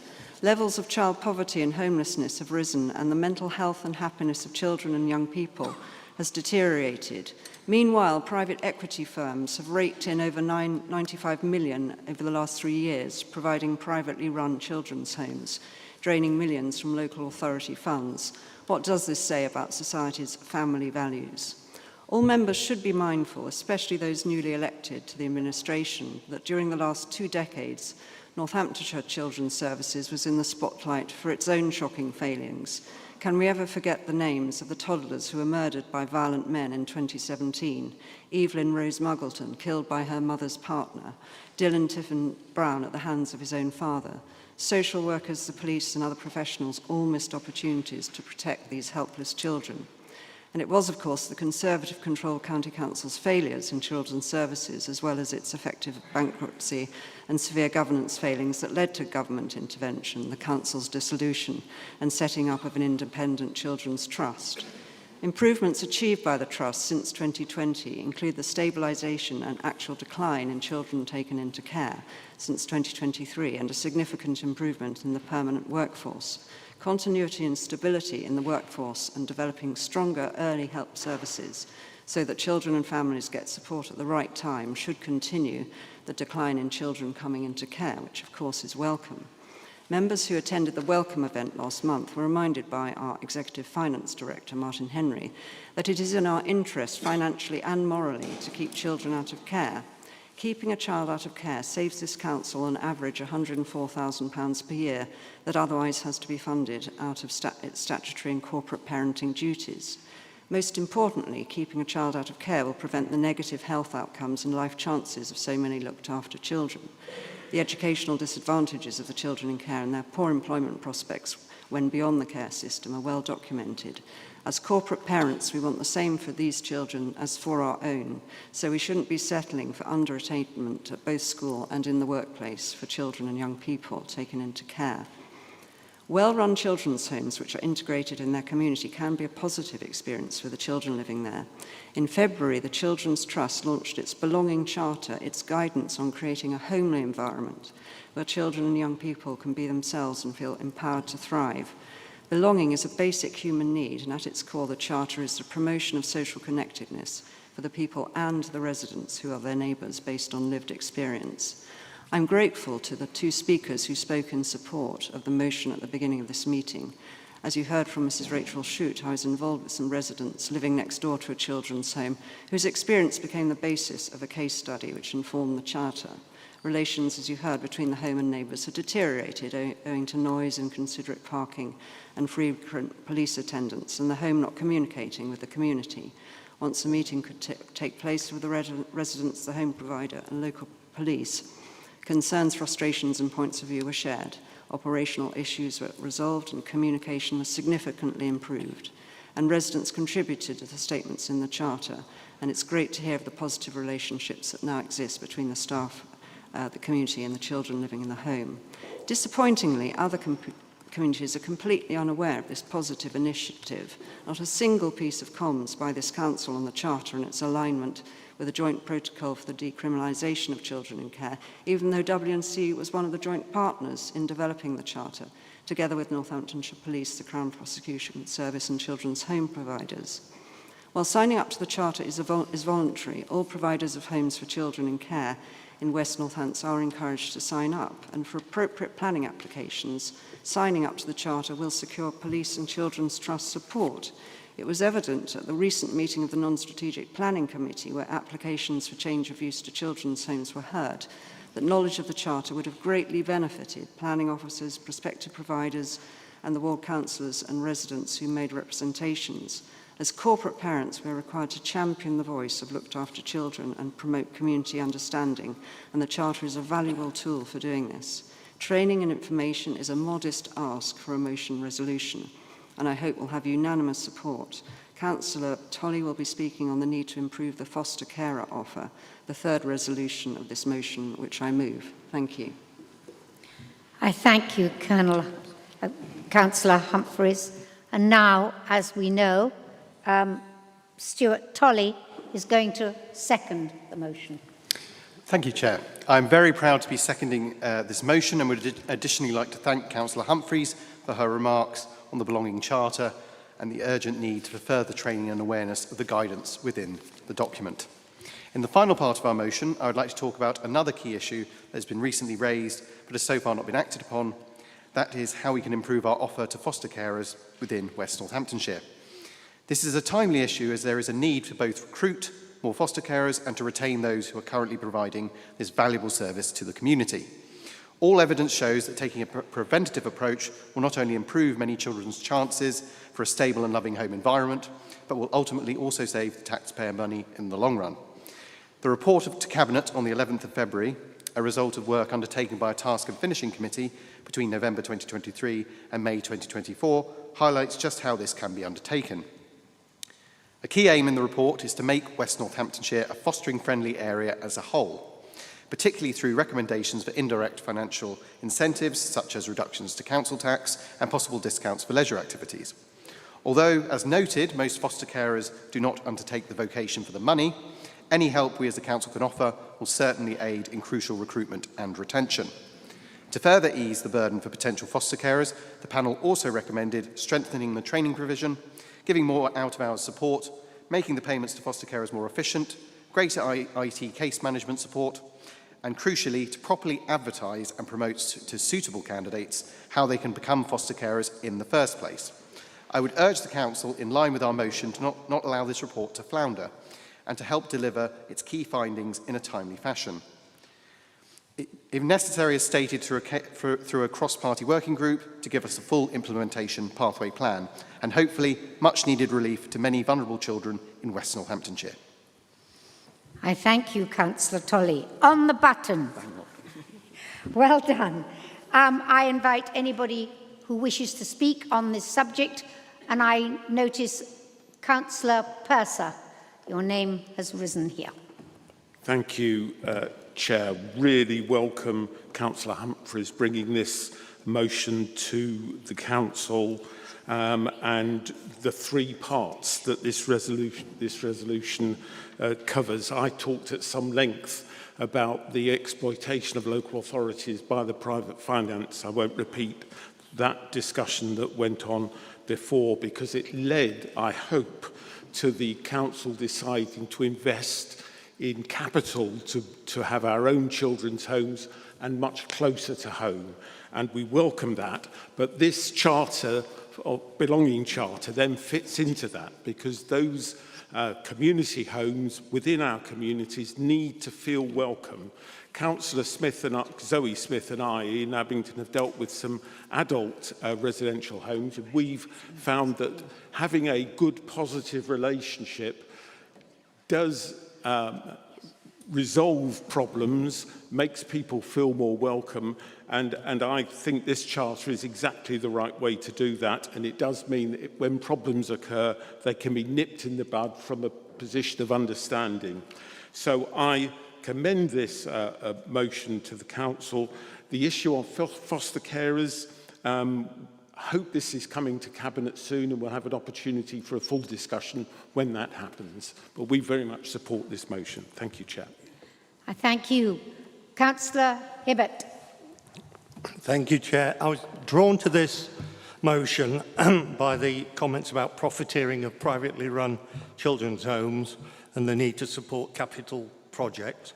There has in recent months been quite a few planning applications across Northampton seeking a change of use to a children's home, and when you look at it, all of them were from privately run organisations.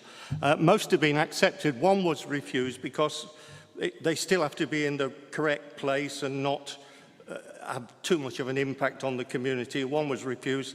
I commented at that refusal about the profiteering of privately run children's homes, and that our model should be to buy our own and to manage our own. Having profiteering doesn't help the children's trust one iota, and it doesn't help the WNC budget at all. So, yes, I support the motion. I thank you. Councillor Fiona Baker. Thank you. Obviously, I'm going to support all of these events because I was involved in all of them at the time. But I just want you to be assured that the money that we put aside to actually buy or refurbish home, we have managed to refurbish 2 homes that were for adults that they were going to sell on, and we managed to save those and make them into children's homes. But I think a lot of education needs to go on all round, and the charter that was being discussed here is a very good way of starting that, because everybody here will know that as soon as a planning application for a children's home comes along, everybody's up in arms and saying, no, not in my backyard, thank you very much. So there is a lot of work that needs to be done. I agree with the ones that we've had recently, and it is quite difficult for me, and I'm sure Councillor Shaw, to be ahead of all planning applications that anybody's going to put in that aren't the council. And then, you know, people will come to you and say, there's a children's home, we don't want it there, and you've no idea what it is. So some way, perhaps working between planning and the children's section to see that they could tell us in advance when these things were happening, so we could actually work with if they are ones we really want in the right place and the right house, we want to support it. If it's not, then we're not going to support it. Because as everybody said, the council budgets would benefit a lot from us having more of our own provision. And these homes, mostly, I've been to visit all the ones that we have, are for 3 or 4 children. They're not like Tracy Beaker, you know, where there's hundreds of children raving around. 3 or 4 children, like a home. As to foster caring, we have signed up to the Foster Care Charter, and I think we've done most of the things on the list, but I'm going to hand over to you the bit about the council tax. Thank you. I thank you, Fiona Baker. Councillor Arnold. Thank you, Madam Chair. Thank you, Councillor Baker, for that last moment, and thank you to Councillor Humphreys and Councillor Tolley for bringing this to Chamber this evening. The administration will be supporting this fully, and I'd just make it known to you that the administration has on it people that work in children's services and in planning, in building, design, and a whole manner of disciplines that can contribute to the betterment of this council if this goes through this evening. So from my side, you're absolutely right. It's about children's care and not profiteering. So you'll have the support of the administration. Thank you, Madam Chairman. I thank you. Councillor Jonathan Harris. Yes, thank you, Chair. I'll be brief. I'd just like to thank my colleagues for bringing this forward and putting it so eloquently. Clearly, we must look at every application in its own merits. That has to be, according to planning principles and policies, that has to be done. The fundamental problem that exists here often is great idea not joining up the dots, and I think that's something that the council needs to get much better at, is connecting those two things up. The planning team clearly need to know about this charter. They need to know ahead of the game. We've had this debate before. I'm sure Councillor Baker will remember, and I take the point that not always, these homes are not always from us, they are private entrepreneurs, that's one word for them. And we need to try and get ahead of the curve. We need more of our own, and that gives us more opportunity to make sure we're engaging with the communities much more quickly in the process, because we then have control of the whole process. Thank you. I thank you. And now the final speaker, please, Pinder Chauhan.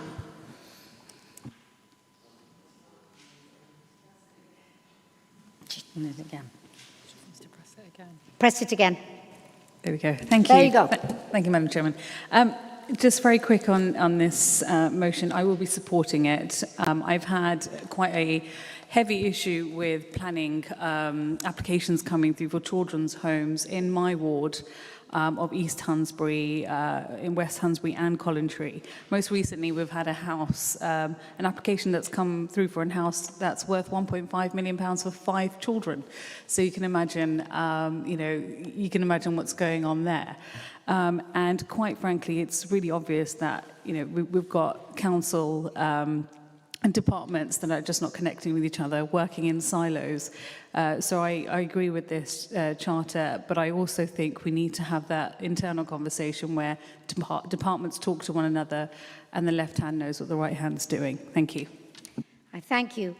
Finally, Councillor Rosie Humphreys, would you like to respond to the debate? Thank you, Chair. I'd like to thank everyone who's made comments on this motion and for their expressions of support. I think, obviously, the more children's homes we can run ourselves and own, the better, and that would align entirely with the Charter. But the reality is there is going to be a stream of private providers seeking planning permission for change of use. But if planning and ward councillors are aware of the Charter's existence, and that can be perhaps part of the conversation in conjunction with the application, this hopefully will provide some reassurance to residents and make overall it a better experience for the children if permission is secured. Thank you. I thank you, which now takes us to the vote. For, against, abstentions.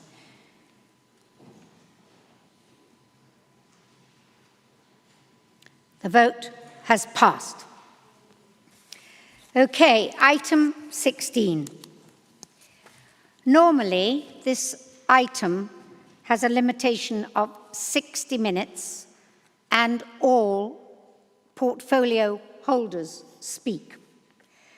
However, tonight it would appear that the leaders' report has already been circulated to the members, and the leader will be able to give any update required on his report, upon which members will be able to ask the Cabinet questions without notice. I'm going to invite the leader to present his report before questions are asked. Members wishing to ask a question may use the microphone queuing system, which means Cabinet members will need to take a note of all of their questions and respond once they've been asked. I hope this means that we can fit more questions in, but I would ask members to be succinct with their questions and mindful that others will also wish to ask questions. Full portfolio reports will resume at the meeting in September. So I invite to Mark, please, to read your report. Thank you, Madam Chairman. So, colleagues, you'll note that much of the report relates to matters which were already underway before the Reform Group took office. We've been happy to support these pieces of work and would like to thank staff from across the Council for helping shape them. There are some particularly important schemes here which will provide significant improvement to people's lives and will make sure they are delivered in a way that really works for our communities. A couple of those relate to ongoing efforts to breathe life back into Northampton Town Centre, and we will be building on this in the whole area in the coming months and years. Other updates about work being done to help protect some of the most vulnerable people in West Northamptonshire. In particular, I'm delighted to now have a youth council, and it's vital we properly engage with young people, understanding and responding to their needs. We'll continue to support our dedicated staff so they have the tools, encouragement and backing they need to deliver meaningful improvements to the people of West Northants. I'll now go through the report. So, dated June 2025, reductions in children entering care. The number of children entering care in Northamptonshire has reduced following commitment and ambition of local leadership and workforce to support children to remain living with their parents or within their family networks, whether it's safe to do so. Ofsted have published their latest focused visit inspection letters in the Children in Care Service, where they cited the reduction in the number of children coming into care and also noted the firm focus on continual improvement. Inspectors found key improvements, including increased workforce stability, enhanced quality of assessments for children in care, and significant progress in reducing the number of children living in unregistered children's homes through a comprehensive, sufficient strategy. Ofsted have noted that strong political and corporate support from councils contributing to addressing sufficiency needs by providing more homes for people in the county, as we've heard, as well as investing in transformation such as Circle to Success, which has had an impact on improving outcomes for children and young people. We're committed to keeping this momentum going, and the Council will continue working side by side with the Children's Trust to keep raising the bar so that every child gets support, safety, opportunities that they truly deserve. With regards to the Greyfriars Rejuvenation Scheme, the Greyfriars Scheme has taken a major step forward and is set to unlock the true potential of Northampton. The scheme will include the delivery of over 1,000 new homes, jobs and spaces and cultural destinations which will benefit residents, businesses, visitors and across West Northamptonshire as a whole. West Northants Council and the English Cities Fund have now entered into a development agreement to bring this ambitious vision to life. The economic impact will be substantial, with 7,000 full-time equivalent jobs created during construction, over £1 billion in economic value unlocked.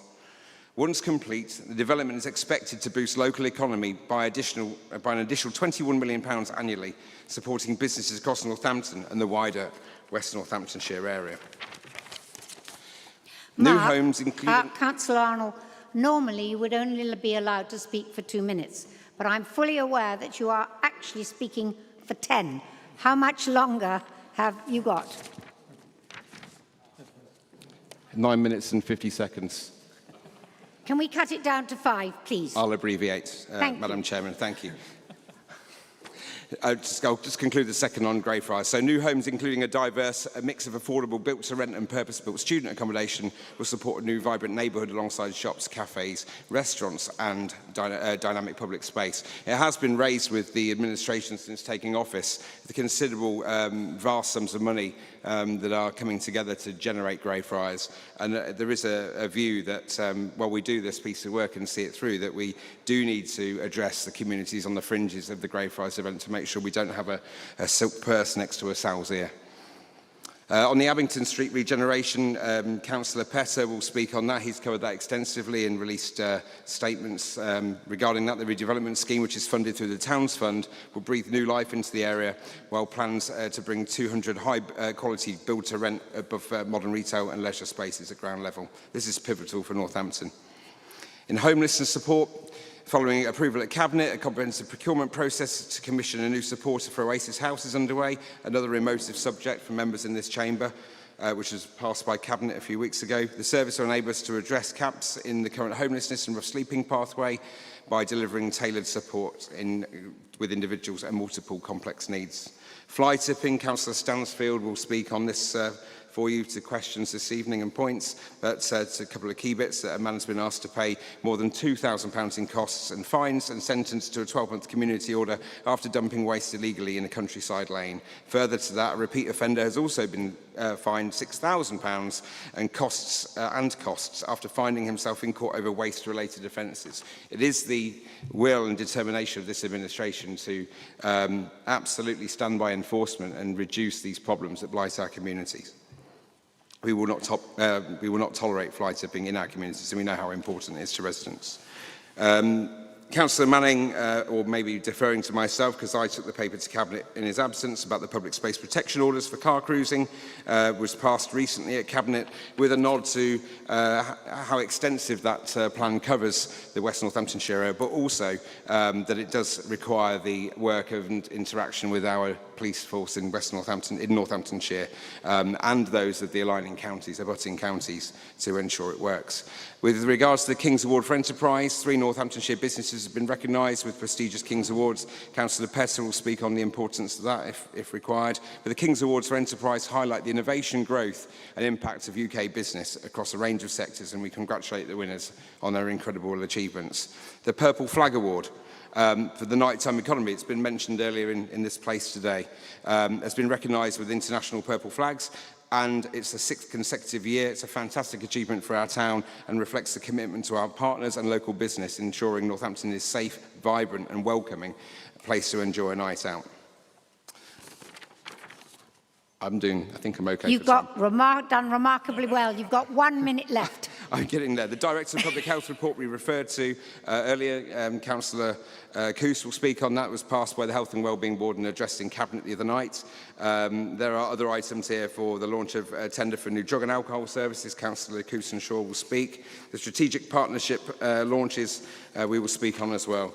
Lastly, on the last page, and oh gosh, Joint Commissioning Strategy, Health and Wellbeing Board, please direct your questions to Councillor Coos, likewise for Family Drug and Alcohols, the West Northamptonshire Youth Council we spoke on earlier, and lastly that Turn Furlong received a good rating from Ofsted, and we're thrilled that that's regaining independence bedded unit as an innovative joint approach between the Council and local health partners to support people being charged from hospital. I commend my report to the Chamber. Thank you. You are to be congratulated. Well done. A round of applause, please.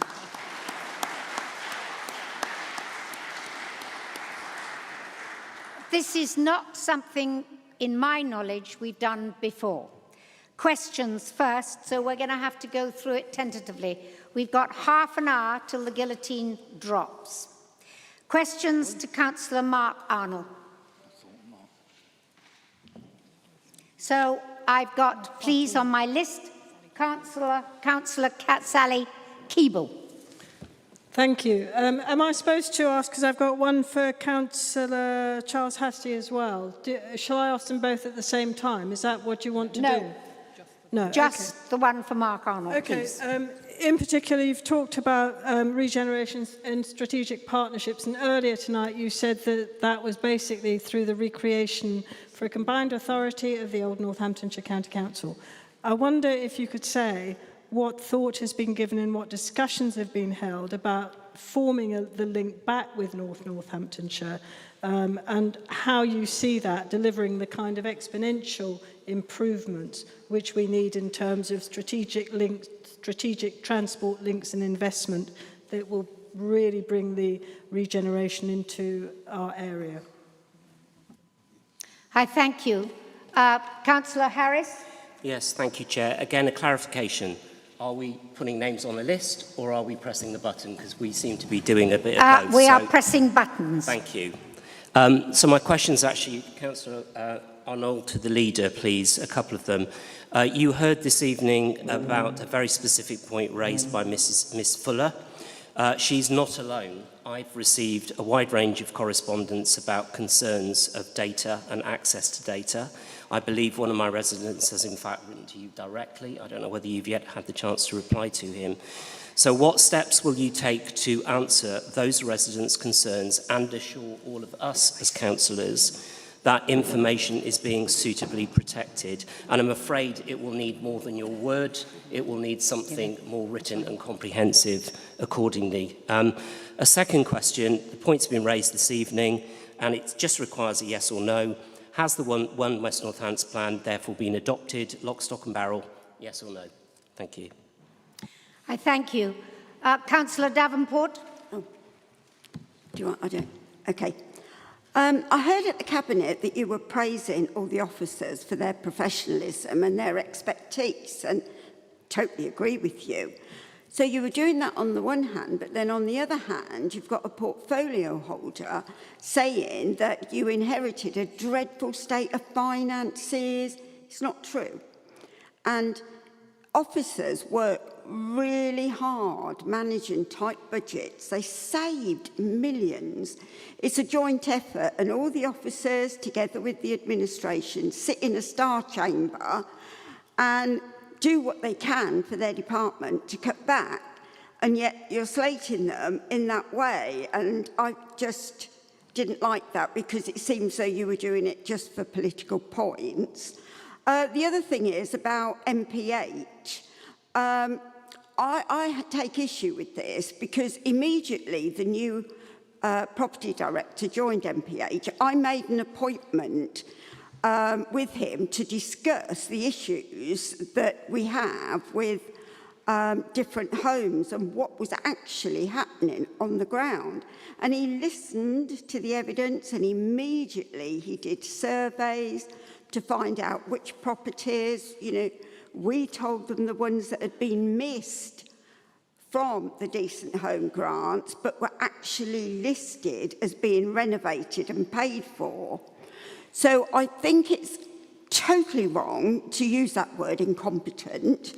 There's some amazing staff at MPH. I deal with them daily. And the new executives have tried to do the best they could with what they had. So could you please change some of the messaging, please? I thank you. Councillor Baker. Thank you, Chairman. Probably not questions so much as wishes or hopes. You've read out the report on the Children's Trust, and I'm very proud to be part of the strong political support that's been given to them. But what we really need to do is to stop children coming into care at all. So Councillor Baker, I'm sorry, can you turn this into a question? I'm just about to. Good. Madam Chairman. Excellent.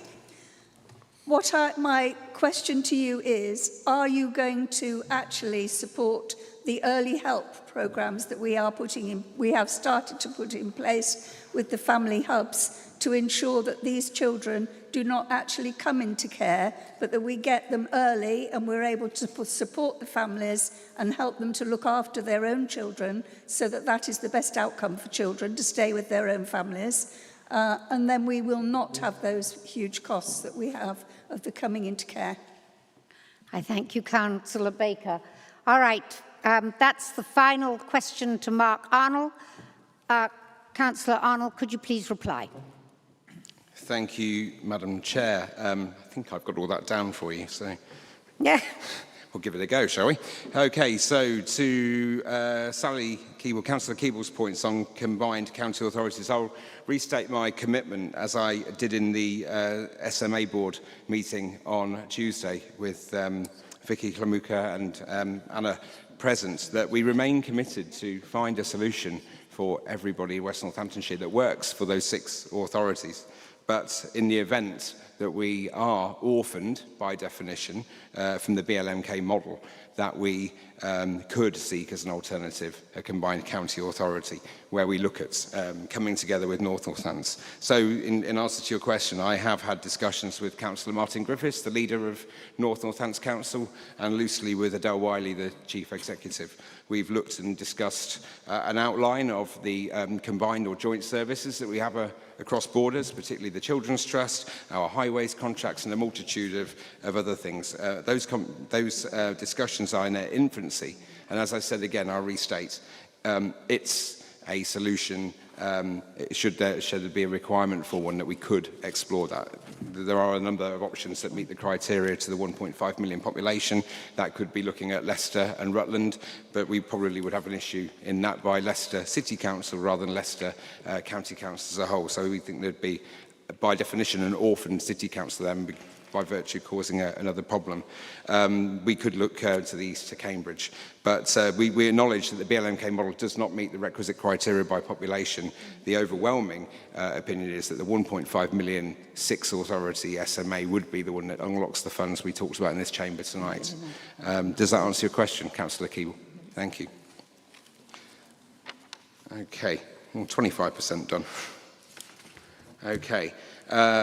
In regards to Councillor Harris, you require some clarity on data regarding our Doge visit, our Department of Government Efficiency. So I can tell you at this time that the meetings that have taken place between myself, Zia Youssef, Jamie MacGyver, and Harriet Green, who attended my office yesterday, again are formative meetings to set out the process, the kinds of topics we wish to discuss and the things that we would look at as our early priorities. You'll be aware that Anna Renshaw, Martin Henry and Stuart Timmis also met briefly my party members from outside of this group.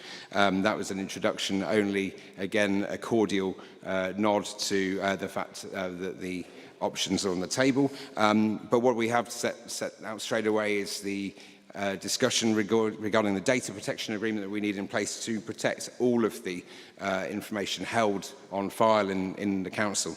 The data, it will be a robust data agreement, will be made public. What this council is doing, and we should be incredibly proud of the officers we've got in that, is leading the way. Actually, you'll have seen articles that said there's no time like the present to do Doge, and why wouldn't there be if we're looking at this objectively, and while we're in the process of beginning budget setting for the year ahead, that if we can identify savings now that could be allocated to the very provisions I said earlier, SEND provision, school transport, but we could be looking early on at SEND transport. It's a subject that offers a lot of emotion to this chamber when it's discussed. That's £20 million roughly. If we could find £3 or £4 million by doing it differently with resources that are not available to councils, and the data is pseudo-anonymised and protected, and people have no worry or fear, and I'll take any member's input from across the floor or within my own team to that, then we should be doing that, because those funds can be directed back to those crucial areas, and we know well that statutory provisions overspend, and we need to deal with that. I hope that answers your question, Councillor Harris. But I will provide that. I'm happy to provide that in writing and rely on my colleague, Councillor Petter, to do that. I will go through it. I'm happy to, I will make that available. But so what I would say, just to close on that point, is that our council is able to, is in a unique position really. I find that it can pave the way for other councils, whether they're reform-led administrations or minorities. We have 3 of those as well, whereby we can be front-runners in identifying a safe legal framework that other councils can do this, and they might be our neighbours as well, certainly in North Northamptonshire where there's positive engagement. We can be the trailblazers that set this in play legally, properly and responsibly. But I'm happy to put it all in writing. I think question number 2 relates to the One West Northamptonshire plan. So it's already adopted as it stands, as you say, Councillor Harris. and its policy until it's overturned by a new decision. We will be exploring our own agenda. As I said earlier in Chamber, I will be setting out some of our priorities in the weeks and months ahead. You will see our forward plan. Councillor McCord, who I believe is not here now, made reference to net zero before it was corrected. That was shown to me on our annual meeting. It was on our leaflet, in fact, that net zero, or as I quote Richard Tice MP, net stupid zero, as some might say. It will be a factor that we will be addressing in the coming months. Its viability, whether it can be delivered, how much it's going to cost, or some headline case study points as to whether this council can actually afford that. We heard earlier this evening from Councillor Hastie, and I'm sure we'll bring this up in questions again, that we have a power issue here in West Northamptonshire. We have a national grid problem, that there isn't enough power in the grid. We need to start in earnest on regeneration, the Greyfriars concepts, and I wouldn't for a minute discredit the good work of Councillor Lister and the previous administration on bringing that to its very reality. But we also need to be very, very realistic about what can be done, when it can be done. Items like the Avenue campus, where or for some reason the substation's taken away, and now we're 3 years away from putting power back into the grid to do a redevelopment and provide affordable housing we desperately need here. So we need to act for our residents in their best interests and get that going. So until it's overturned by a future decision or a future incarnation of the West Northamptonshire Plan with our priorities or our take on it, then that will be it for now. Okay, to Councillor Davenport's points, and you refer to Cabinet the other night at the 24th of June at Toaster, and particularly the praising of officers, and I will continue to throw praise on officers where praise is due for the credible, excellent work that we have seen here, and in the form of the Cabinet papers and meeting tonight. Praise where praise is due, and criticism where criticism is due if required. But I take your point of the perceived criticism of Martin Henry, our in my view, excellent 151 finance officer, and the excellent work he's done. I think there may be, and Councillor Slope may speak on this if you ask him, but I think the point was about how records are presented, and all members in this chamber will be aware that you can skew accounts by writing things a certain way under the guidance of administration. You'll no doubt accuse me of doing that myself in years to come. So I don't think there's any in that point. I'll leave it quite there. So I think I've got that. NPH, I might add, I need to refer to you in written response on that. That's Councillor Hastie's portfolio for housing, and I think if you ask questions to him directly, you'll receive a comprehensive, vocal response with some interesting choice phrases in there, I'm sure. But at this point, I think, it's what we're saying is all of these options that run in council are overseen by an administration. So I'll ask Councillor Hastie to clarify his points there. And lastly, to Councillor Baker's points on wishes and hopes. Councillor Baker, before I came into this role in this place, your work that you'd done over the years was already noted to me prior to even seeing you at the counting hall at Moulton. I'd spoken to Councillor Butler, who finds himself on my cabinet as your local ward colleague in Brackley. He commended the work you'd done, and I commend the work that you've done helping Councillor Shaw find her place in this place today. Without that, I think the first few weeks of her time here, she's listened and heard you, and if there is further guidance or pearls of wisdom you can offer, they'd be welcome, and certainly to me as well. But in terms of the intervention, you ask about the family hubs and our commitment to doing that, and I can't see why we would undo significantly good work that's been years in the making by credible people, and I commend you again for that. I do go back to the point we made when we discussed youth services and the excellent motion from Councillor Hack, where we've just voted a significant motion on youth services. I do think that's an integral part of how we shape the future. And as I said, and I did have something written down, forgive me for reading from my laptop, but I was going to actually just complete that we continue to support the dedicated staff so they have the tools, encouragement and backing to keep delivering meaningful improvements. And I think those words, meaningful improvements, is the very, very basis of what we do here as councillors. So I hope that answers your question. I thank you, Mark. Thank you. Arnold. Thank you, Chairman. So we move on questions to Councillor James Petter. Bob Purser, I thank you. Thank you, Chair. Many of us are concerned that our economy in West Northants is overrepresented by low-skilled and therefore low-paid jobs. I wonder if he's had the chance to read the Council's economic growth strategy and say what his priorities are in terms of dealing with that out of balance, that lack of balance. Thank you. Are there any more questions to James Petter? Councillor James Petter? They're not. Councillor Petter, could you please reply to Bob Purser's question? Is it working? Yeah, hi, thank you very much. And Councillor Purser. Yes, if you look at the low skill, one of the key things that I'm looking for and actually doing within my kind of portfolio is looking how we can actually increase our economy. So absolutely, we want to increase skilled people here. So part of what I'm looking for is skilled people, locally owned businesses and run businesses. Local enterprise that serves the community is one of the big things that I want to focus on as well. Right investment, located into the right place for local jobs yet again.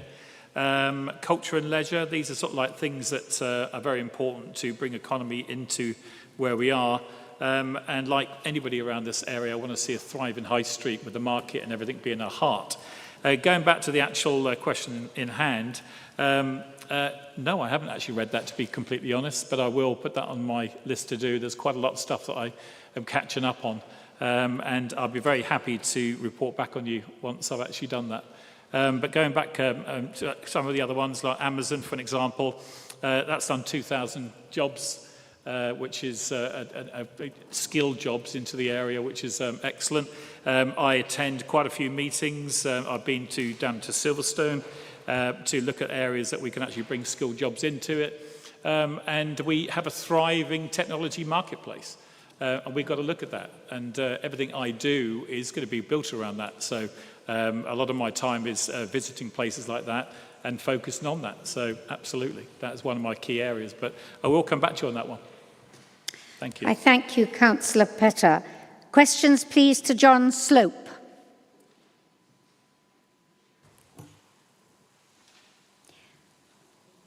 Councillor Cecile Irving-Swift.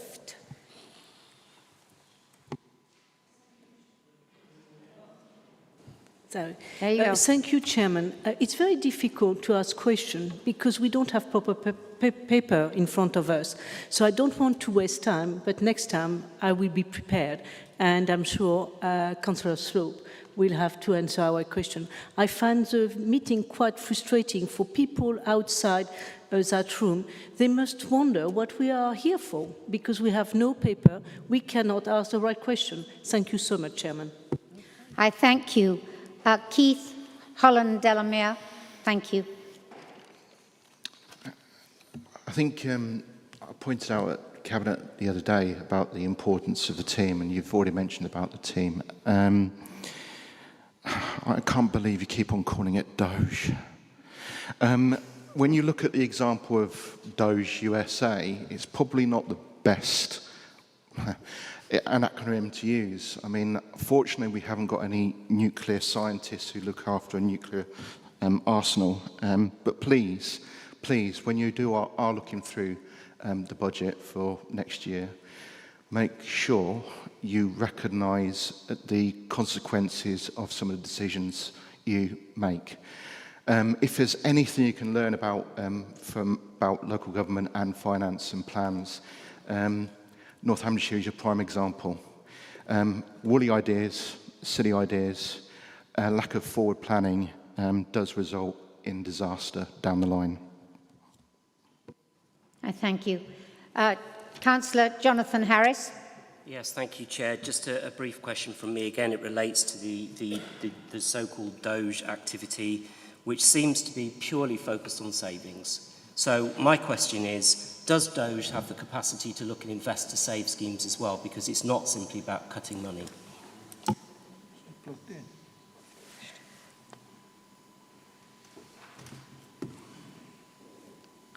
Fine. Sorry, I didn't hear the last words. My apologies, Councillor Harris. Right, Councillor Slope, could you please reply?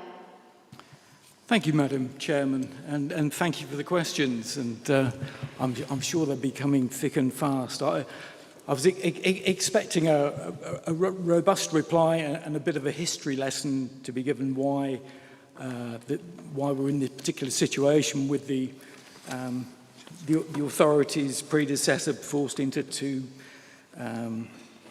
Section 114s and some of the vanity projects, which I could mention, but I'll be far too kind to mention that. But the substantive questions coming through on Doge, this is still with the legal teams. Everything will be housed within One Angel Square. It's been, the idea is to work on council equipment, so everything's kept extremely securely. The remit, and trust me, the officers wouldn't be supportive of this if they thought something was wrong, and they've been extremely positive towards it. It's still in the hands of the legal guys. It's not been completely signed off as far as I know, so we can't get into too much detail, but you're absolutely right. They will be encouraged to find savings where they can, savings where they can, but they'll also look at different aspects of it, investments. They've got some software which would cost thousands, hundreds of thousands, were we to buy it. There's going to be a nominal payment, probably a penny or something like that. As I said, the legals have still got to be worked out. It may well be that they come up and say, you're fantastic, you're doing nothing wrong. There might be much smaller savings than we've been identified. They might come back and say, as some of you were pointing out the other night, look, what we get from central government is just too small. And we need to put a robust answer into that. So it's still a little bit up in the air. There's nothing to be, for anyone to be afraid of. In fact, there was another question on how much effort was being put into things. I mean, I know myself, looking at the pension side of it, when we're working on this, we're sticking, I have to do 40 hours of training just to sit on the panel, and there's an awful lot of work on that. There's no immediate savings. There's some certain things that are going on there that are still subject to, the pooling and how that's dealt with. But there's an awful lot going on. Doge is nothing to be fearful of. I know Councillor Arnold has had further discussions, so you can probably comment on that a little bit if you want to on the Doge side of it. I think you've covered most things. No, not at this particular moment. Oh, I'm sorry. Was there anything I missed? Anyone not happy?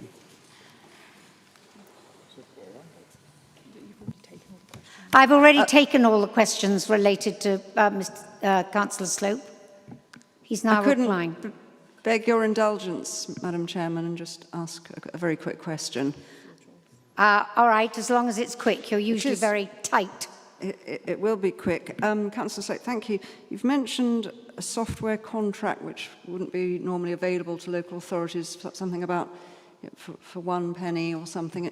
Where does procurement governance come into this? Thank you. Thank you. Councillor Slope, can you reply? On that matter, I'm going to have to put a more detailed response in writing to you in the next few days. Thank you. Thank you. Can we now move on to Councillor Charles Hastie? Any questions from the floor, please? Councillor Sally Keeble. Thank you very much. I've got questions about housing allocations, particularly around the new housing at Castle Street, which is part of the regeneration schemes that have been discussed. I spent some time this week with 2 young families who have been living in temporary / flexible accommodation for 6 years on the basis that they were promised a right of return to the places. They were decanted from their homes down in St Mary's Court and they were promised right of return. is the authority going to honour the commitments that were made to those young people? And is he going to, can you provide assurances about having a fair and transparent allocation scheme for those properties, which are obviously going to be under a great deal of pressure? And how are you going to ensure that we don't have a repeat of this again, where people are decanted from their properties on the basis that they will have the right of return, which is perfectly normal in regeneration schemes like this. Then 6 years down the line, when they've been waiting along, they're treated like they're whole new applicants, and the commitments that were given to them actually just a month ago, 2 months ago, sorry, in April, aren't worth the paper they're written on. Can he please give some comfort to these young families? I thank you. Any further questions, please, to Charles Hastie? Councillor Hastie, can you reply, please? Really? I do apologise. Councillor Irving-Swift. Thank you. I have a question for Councillor Hastings. At Cabinet, he mentioned that he had quite a lot of issue on housing in his ward. Can he explain, because as far as I'm concerned, we don't have housing stock in the Daventry area? I thank you. Charles Hastie, could you please reply, Councillor? Yes, thank you, Madam Chairman. I will respond. I'm aware of newspaper articles about Castle Street. I had a meeting about Castle Street allocations today, and where people have been promised to be able to be relocated there.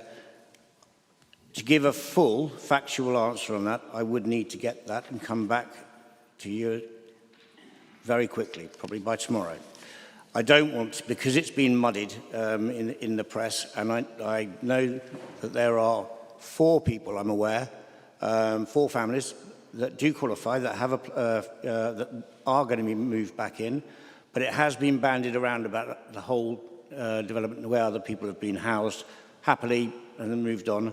So with your leave, I will get back to you on that in writing as soon as possible. And without sniping back, the fact that they've been out of those homes for 6 years does rather drag the horrible, nefarious NPH business back in, the fact that they would have been moved back in quicker if we hadn't been dealing with the debacle. But I mean, sincerely, I do take it very seriously about the honouring promises, so I will get back to you. On the question about NPA, well, housing stock in my wards, which is 12 parishes, Woodford and Weedon, absolutely 100% right. I mentioned about my wards when I was looking at how we were dealing with housing complaints as my portfolio, in my portfolio role, and Councillor Smith quite rightly brought this up and brought it to my attention. At the Cabinet, I did mention the fact that I'd got myself confused because I was actually referring to my role as portfolio member for housing with issues throughout West Northants, not in my ward. I think that should be minuted, and I hope I made that clear. But I'm still learning this knife fight, so you just have to have a little bit of latitude, but I think I answered that question. Well, councillors, ladies and gentlemen, I must now draw the council's attention to the Rule 10 and the council procedure rules. It is 9:15, and it is my view that we have 6 sets of questions to ask. I am prepared to continue to 9:30 if you wish. Could I have a show of hands, please? Can you count, Paul? I think that's unanimous. They wish to carry on to 9:30. So we will now carry on till 9:30. The next person, please, questions, Councillor Richard Butler. Councillor Humphreys, please. Thank you, Madam Chair. Just a quick question, Councillor Butler, thank you. In my ward in Braunston and Crick, over the summer, there have been quite a number of problems with care subcontractors doing very poor jobs in terms of slurry resurfacing of pavements and not turning up to do reinstate double yellow lines or single yellow lines, I can't quite remember. But kids do seem to be at the mercy of these subcontractors who are not doing a great job, to the extent on one particular part of pavement, a supervisor came along when I came down to have a look, said, oh, that's a Saturday job, and residents confirmed that. Anyway, I wondered if you had any information about that or whether you might look into that. Yes. Thank you.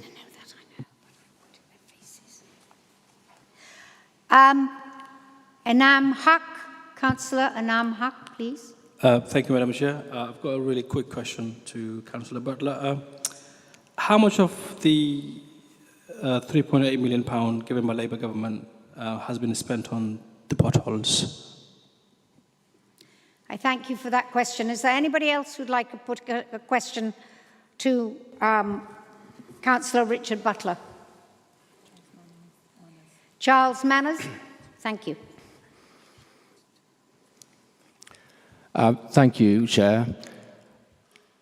The question I've got is HS2, which for many of us in this room will not directly be affected. But if you live in one of the villages where HS2 is going through, it has a huge impact. We can't stop the project, but what we can do is mitigate. And I would ask you to actually join the HS2 liaison group, lead the committee or the group, and actually take an active involvement, because we were very disappointed that you weren't on the call last week. I thank you. Is there anybody else who has a question? So, Councillor Butler, would you like to reply to all three questions? Certainly. Councillor Manners, I am connected with HS2. I was actually ill that week, and I believe you had an email to that effect. I'm sorry you didn't, but I was ill, and I also had a previous engagement on the 13th. As to the other two complaints, I'll have to look into them and get back to you in writing, if that's okay. Thank you. I thank you very much indeed. Are you satisfied with the answers? Okay. Questions for Councillor Catherine Shaw. I'm not satisfied, Chair, with that answer. You're not satisfied. Is there any way that, Councillor Butler, you could enlarge on your commitment to HS2?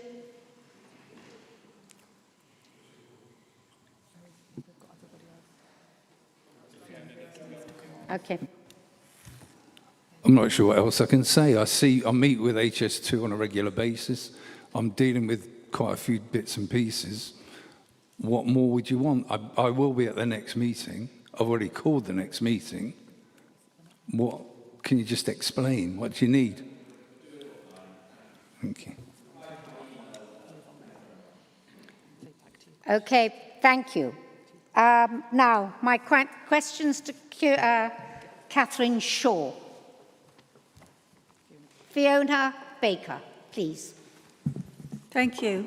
My question to Councillor Shaw is that in this manifesto, or whatever it's called, there is a commitment in there to ban transgender ideology in primary and secondary schools. Are you actually going to be keeping to that commitment? Because I do support you in that move, but I would just like to see that you were going to take it forward and actually do it. I thank you, Councillor Baker. Councillor Ashraf. Thank you, Chair. I just want to ask the portfolio holder when we will be receiving the forward plans for the Children's Trust. Thank you. Is there anybody else with a question for Councillor Catherine Shaw? Then if not, Councillor Shaw, could you reply, please? Thank you very much, Madam Chairman. If it's okay with you both, I will get back to you both in writing. Is that satisfactory? Okay. All right. The next set of questions is for Laura Kaus.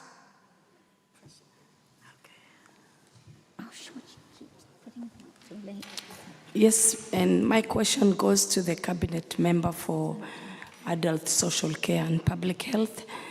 I know we spoke, but then, and it is a challenging issue. My question is, do you have any specific plan to either reduce or close gap on health inequalities? Or is there any revised report that we should all view online? Thank you.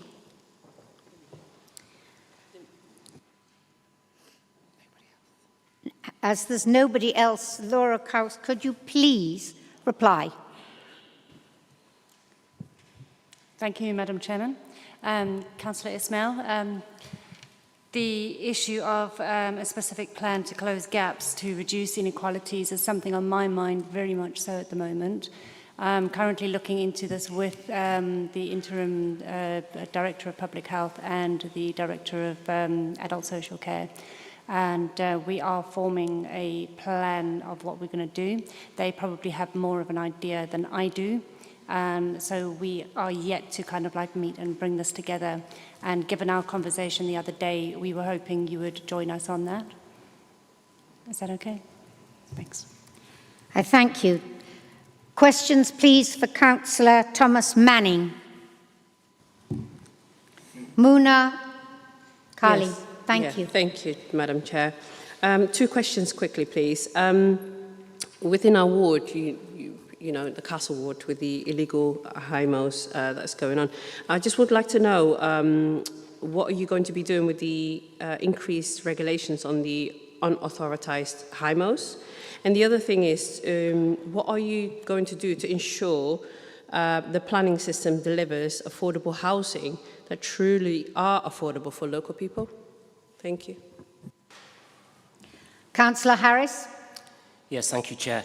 In the Government Finance Review recently, funding was withdrawn for neighbourhood development plan creation, sadly, and in rural areas in particular, many villages are either about to embark on or have got halfway through the creation of the neighbourhood development plan. What can you do to support their completion given that the funding has gone? Any further questions for Councillor Manning? Cecile Irving-Swift, I'm so sorry. Yes, going back with Councillor Harris, I would like to have a commitment from Councillor Manning that he value neighbourhood plan, because for our villages who are on edge of everything, Moulton, my ward, has all the expansion from the south and from Market Harbour. So it's essential for the villages to have good neighbourhood plan. Some of my villages already have, but somewhere else. So please, could you find with the portfolio for finance some way of helping all those villages, because by helping them, you will protect us all. Thank you. I thank you. Any further questions for Councillor Thomas Manning? Then, Councillor Manning, could you reply, please? Thank you, Madam Chairman. I apologise. I know I have quite a booming voice without the microphone, so if it gets a bit distorted, bear with me. In terms of HMOs and affordable homes, we're currently dealing with the planning department trying to assist them. I know there's been issues with enforcement recently and they are quite understaffed, and we're trying to help them in that manner to help alleviate issues we have with such things as illegal HMOs and various other aspects of where enforcement needs to be stepped up. In terms of affordable homes, there has been consultations with developers and other areas in where we can help with with introducing more housing around the areas where they can. In terms of neighbourhood plans, obviously the new local plan is being drafted as we speak. I will welcome input from other councillors when we get to various stages when we can. We are consulting with all of the relevant parishes about their plans being submitted forward to the planning department for the new local plan. As it stands at the moment, obviously we are bound to the ones that currently exist, and there will be some time before the new one will be completed, but I believe a draft is supposed to be completed for the end of next year.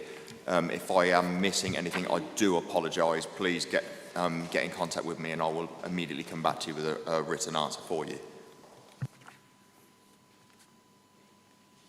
Any further answers?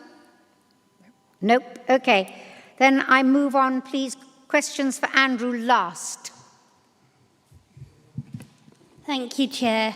Given what's happened earlier this evening in terms of a rejection of showing support for the LGBT community through flying the flag, what will the Council do and what will the administration do to ensure that LGBT members of staff at WNC feel safe and welcomed in their place of work, feel like they're respected and acknowledged by their place of work, and that there isn't a recruitment issue created by members of LGBT staff seeking to work for councils where they will feel safer, more welcome and more secure in their right to be themselves at work? Thank you. Councillor Fiona Cole. Thank you. 2 questions, if I may. The first one is, what is your plan regarding the new crematorium, as it's currently in the strategic plan and in the budget figures? And also, secondly, what is your plan for the IT demerger with North Northants? Thank you. All right, then Councillor Andrew Last, could you please reply? Thank you, Madam Chairman. Regarding the LGBT community, Reform UK are an inclusive party. We don't discriminate between any sections of the general public. Just because we like our national flag on the council building doesn't mean that we exclude people or groups, and no one within Northamptonshire Council or West Northamptonshire Council should be worried about being a member of a particular group of people. So, I find it absolutely revolting, really, that people would suggest that because we just fly the Union Jack at our council buildings that we are, discriminating people and sections of the community. It's simply not true.